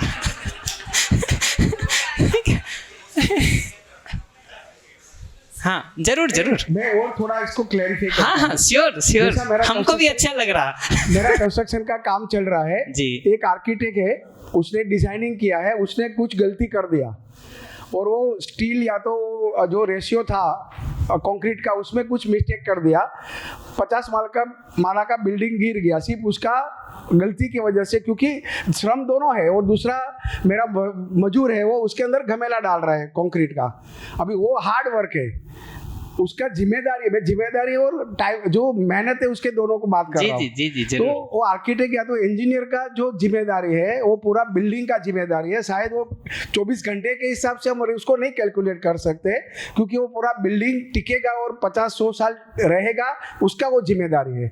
जब तक मजदूर का काम तो वो है, उसने बोला है इतना रेशियो में माल डाल दो, डाल के घर पे जाके सो जाएगा, तो उसको कैसे रिलेट करेंगे हम लोग? ये मेरा आर्ग्यूमेंट नहीं है, मेरे समझने के लिए ये तो बहुत अच्छा है जी, हमको पसंद है। हम भी सोचते हैं, देखिए ये प्रॉब्लम तो सामाजिक प्रॉब्लम है, हम आज अगर नहीं सॉल्व कर पाएंगे, आपसे डिस्कशन करके कल करेंगे जी, परसों करेंगे, नरसों करेंगे। देखिए, इसमें कोई फाइनल सॉल्यूशन लेके मैं घूम रहा हूँ ऐसा मेरा कोई क्लेम नहीं, बट एक म्यूचुअल वो तो शुरू हो कि हम उपाय निकाल सकें कि क्या है। ये सिर्फ आपके प्रश्न थोड़ी हैं, ये हमारे भी प्रश्न हैं। ठीक, हम सब जूझ रहे हैं जी इन चीज़ों से, और ये मुद्दे उठ ही रहे हैं, हम आंख बंद किए हुए हैं उस पर, इतना ही बात है, तो हमारा भी कंसर्न है। अगर एकदम सरल भाषा में कहूँ ना, तो मैं फिर से 2 बात कहूँगा। अभाव की मानसिकता से जैसे जैसे हम बाहर निकलते जाते हैं ना, वैसे वैसे हमको नहीं लगता है कि इतनी ज़रूरत है। अभी क्या है कि हमको बार बार ऐसा लगता है कि धरती पे संसाधन कम है, सबकी ज़रूरत नहीं पूरी हो सकती। ठीक है, तो कम से कम हमको अधिक हिस्सा मिल जाए। अगर हम बहुत ईमानदारी से सोचेंगे ना, तो समाज डिजाइन तो ऐसा ही होना बनता है कि मजदूर भी जी सके, मैनेजर भी जी सके। एक सभ्य समाज तो वही कहलाएगा ना कि जिसमें सबके समाधान समृद्धि पूर्वक जीने की व्यवस्था हो। सभ्य समाज तो उसी को कहेंगे ना। तो हमको कहीं ना कहीं डिजाइन तो ऐसा ही सोचना पड़ेगा कि एक मजदूर की भी समृद्धि हो सके, एक मैनेजर की भी समृद्धि हो सके। ठीक है, उसमें अभी जो हमको लगता है कि सुविधा में ही सुख है, इस एक खास प्रकार की लाइफ स्टाइल में सुख है, उसके कारण लगता है कि रिसोर्सेज कम हैं तो थोड़ा अधिक हिस्सा हमको मिले, बाकी सबको थोड़ा थोड़ा कम मिल जाए। एक बार ये दिखने लगे कि रिसोर्सेज पर्याप्त हैं जिसमें हम सब की ज़रूरत पूरी हो सकती है, और वो संबंध की मानसिकता हमको अगले के साथ दिख सके, तो हम स्वाभाविक रूप से उस काम को कर सकते हैं।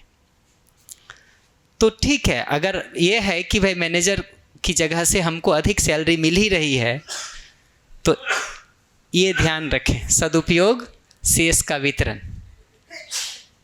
सदुपयोग की जगह भोग करेंगे ये तो ठीक नहीं है, मैनेजर हो कि मालिक हो, ठीक है।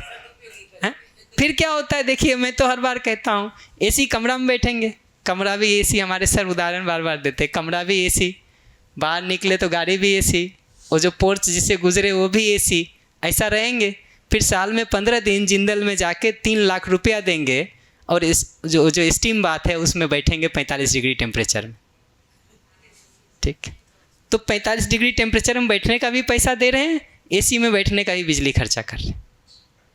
ये डिजाइन तो हमको सोचना पड़ेगा ना कि क्या बना रहे हैं हम जी।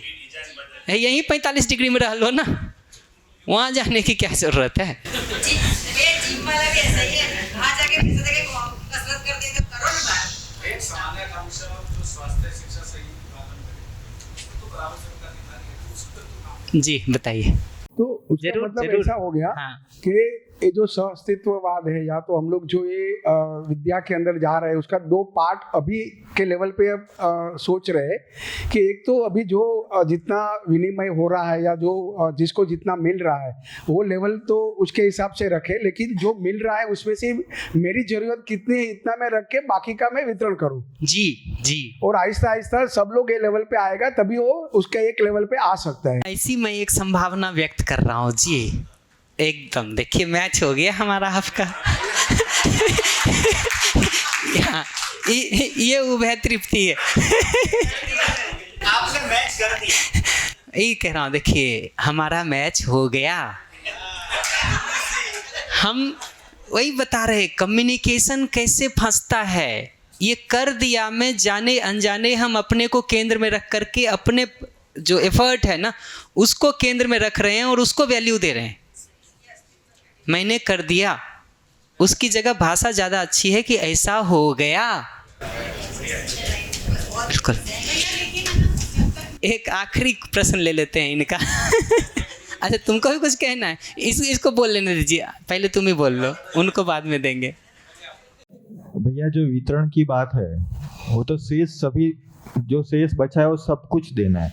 अभी मेरा प्रॉफिट है, टर्नओवर प्रॉफिट जो है 10 करोड़ है, फिर मैं ये 1-2 लाख या 1-8 करोड़ मैं समाज में देता हूँ शिक्षा संस्कार में, वो तो फिर इसका मतलब ये होता है कि अभी धन में आसक्ति बहुत ज़्यादा बची हुई है, थोड़ा बहुत छूटना शुरू हुआ है।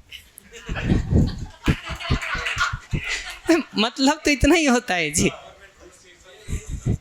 या जब तक ना पर्पस और एक वो लक्ष्य नहीं है तो वो जो अमीर होता जा रहा है वो भी उसको भोग में डुबोएगा, और जो गरीब होता जा रहा है वो भी कहीं ना कहीं डुबोएगा उसको, है ना। आज के दिन देखिएगा तो ऐसा नहीं है कि जो गरीब हैं वो बड़े समझदार हैं, अवसर उनको भी मिलेगा ना तो वो भी वही करेंगे, वो तो मजबूरी है, वही करेंगे। आकर्षण तो उनका भी वही है, इसलिए कोई गरीबी समाधान है ये हम बिल्कुल नहीं कह रहे हैं।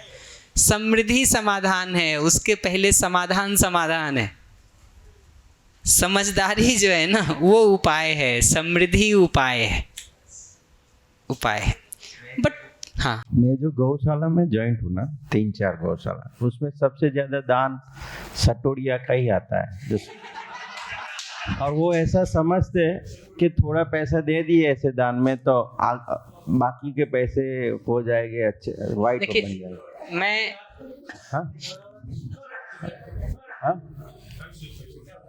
धन शुद्धि हो जाती है। देखिए मैं किसी दूसरे का तो कुछ नहीं कहूँगा, हाँ, मैं देता हूँ उत्तर। ये जो इन्होंने कहा ना शुद्धि हो जाती है, उसका मतलब वही है कि दिन में 1 घंटा पूजा कर लेने से बाकी 23 घंटे पाप करने का लाइसेंस मिल जाता है। ठीक है, वो एक पुरानी कहानी है, वो सुना देता हूँ आपको क्लोज करने के पहले कि ईसाई धर्म में, क्रिश्चियनिटी में ना, आप कोई पाप करते हैं तो उसको जीसस के सामने कन्फेस करने का, बताने का एक प्रावधान है, ठीक है। हिंदू धर्म में भी है गंगा जी में जाके कहने का और उस तरह का, बट कम है, वहाँ बहुत ज़्यादा रहा है। तो कोई आदमी ऐसे ही सुबह सुबह जाके कन्फेस कर रहा था, ठीक है, परमात्मा मैंने ये पाप किया, ये पाप किया, ये पाप किया, ये पाप किया, लाइन से 20-25 गिनाया कि परमात्मा ये किया, वो क्षमा कर दो, ठीक है। जिस लेखक ने ये लिखा है वो कहता है कि संयोग से उस दिन मैं भी सुबह सुबह चर्च चला गया था, तो मैं उसके पीछे खड़ा था, तो मैंने देखा भाई कौन सा आदमी है ऐसा जिसमें वाल्मीकि की तरह परिवर्तन हो रहा है कि डाकू से जो है ये बन रहा है कि भाई ये पाप, ये पाप, ये पाप करने वाला आदमी छोड़ देगा तो शहर सुधरने वाला है।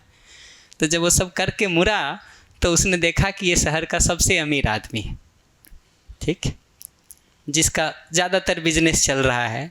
तो उसने लौट के कहा कि अरे वाह, आपकी तो अंतरात्मा जग गई, अब तो शहर के भाग्य खुल जाएंगे, आपको ये सब पता चल गया कि आपने ठीक नहीं किया है, वो हो जाएगा। उसने कहा सुनो, ये हमारे और जीसस के बीच की बात थी, ठीक है तुमने सुना ये अपराध है, और कहा इससे बाहर अगर कुछ तुम बोले ना तो एक लॉयर लगा के मानहानि का इतना मुकदमा करूँगा कि 3 पीढ़ियाँ तुम्हारी चुका नहीं पाएंगी इसको। तो अगर ऐसा डिज़ाइन हम सोचेंगे शुद्धि का कि आ करके हमने जीसस के सामने 10 मिनट कॉन्फेस कर लिया और 23 घंटा 50 मिनट अब हम चोरी, डकैती, हत्या, बलात्कार सब करेंगे, ये कोई डिज़ाइन थोड़ी होता है जी जीने का। अभी दान की मानसिकता बदल गई है, दान पाप पुण्य से नहीं जुड़ रहा है, सम्मान से जुड़ रहा है। ठीक कह रहे हैं आप। उन्होंने शुद्धि प्रयोग किया था इसलिए हमने वो कहानी सुना दी, सम्मान के लिए कभी और कहानी सुनाऊंगा वो जो भैया ने आर्किटेक्ट और एक लेबर का एग्जांपल लिया, उसमें को क्लियर करना था कि जो आर्किटेक्ट की योग्यता उसने अर्जित की है वो समाज से आई है जी, है ना। तो उसका सदुपयोग करना दर्शन के हिसाब से मतलब उसको सदुपयोग करना है ना, उसकी योग्यता जो समाज से मिली है, तो वो उसका हक नहीं है, समाज का ही हक है। तो जैसे धन समाज का संपत्ति है, वैसे मेरी योग्यता जो अर्जित की। क्या हो रहा है, एक छोटा चीज़ हमको पकड़ना पड़ेगा। हमारी मानसिकता अगर है न्यून अंश के उपयोग सदुपयोग की, शेष के वितरण की, तो वितरण हमको प्रसन्नता देता है। पकड़िए इस बात को तो आपको पकड़ में आएगा मैं क्या कहने की कोशिश कर रहा हूँ।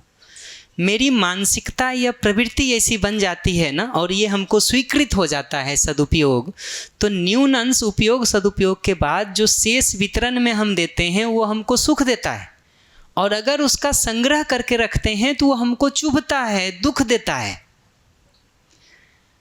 ये मानसिकता नहीं हो तो हमको ऐसा लगता है कि हमने सब कमा के लाया और ये लोग हमसे छीने जा रहे हैं। ये बार बार डिस्कशन ऐसा फंस रहा है कि ऐसा लगता है कि हम तो ये सब पकड़ के रखना चाहते हैं, ये दूसरे लोग सब हमसे छीने जा रहे हैं कि तुमको रखने नहीं देंगे। ये डिज़ाइन पर नहीं सोच रहे हैं। डिज़ाइन पर ऐसा सोच रहे हैं कि आदमी को ये समझदारी विकसित हो सके कि सदुपयोग में सुख है। उससे ज़्यादा हम इकट्ठा करके रख लेते हैं भोग, तो वो हमारे दुख का, पीड़ा का, परेशानी का कारण बनता है। उससे ज़्यादा जो हम इकट्ठा करके रख लेते हैं संग्रह, वो किसी न किसी जगह पर धन के नाश और भोग की तरफ लेके जाता है, न कि सदुपयोग की तरफ। ये समझदारी विकसित होना दर्शन के फंडामेंटल में खड़ा है। यहाँ से देखेंगे ना तो देना किसी को मानसिक संतोष देता है। वो ज्ञान जो भी मिला, मतलब ज्ञान जो भी अर्जित किया मैं, उसको देने का संतोष, मतलब जो मैंने आर्किटेक्चर का ज्ञान सीखा उसका सदुपयोग करके वो मैं जिम्मेदारी पूर्वक उसका निर्वाह किया, उसी में संतोष है। अभी जो भी उसका प्रतिफल मिल रहा है वो बात अलग है। मतलब वो वही कह रहा हूँ, ये आप खुद से सोचेंगे तो ठीक है, जब तक ये मानसिकता नहीं बनी हो और दूसरे लोग हमसे करा रहे हैं तब तक समस्या है। ये आर्टिकुलेशन समझेंगे तो आपको पकड़ में आएगा कि क्या बात कहना चाह रहे हैं। ठीक है, हम इस चर्चा को और नहीं बढ़ाते, यहाँ पर ब्रेक कर लेते हैं। छोटी सी बात, जब वितरण की बात करते हैं तो मूल में संबंध समझ में आता है। जी बिल्कुल। संबंध की बात करते हैं तो फिर स्नेह आता है जी। तो मानवीय प्रवृत्ति में है स्नेह, तो जब स्नेह से हम चलते हैं और संबंध को हम देखते हैं तो फिर वितरण समझ में आता है। उससे नीचे कुछ है ही नहीं। उससे ज़्यादा उससे कम में भी कुछ नहीं चलता, मोटी मोटी बातें। वही, और वितरण के एक स्टेप पहले विनिमय को भी देखना चाहते हैं ना, तो उसमें भी कोई प्रॉब्लम नहीं है, लेकिन सदुपयोग प्रवृत्ति चाहिए, सदुपयोग प्रवृत्ति चाहिए, वरना वो संग्रह में जाके रुकेगा। सदुपयोग अगर प्रवृत्ति आ गई तो आप वितरण नहीं करेंगे तो क्या करेंगे? आप रुक के देखिए न अपने पास कि अगर सदुपयोग प्रवृत्ति सचमुच हमारे अंदर आ गई तो जो अतिरिक्त चीज़ें हैं वो हम दूसरे को उपयोग के लिए देना चाहेंगे कि अपने घर में रख के सराहना चाहेंगे? तो खुले मन से रहेंगे। ठीक है, ये पकड़ना जरूरी है। ठीक बात है।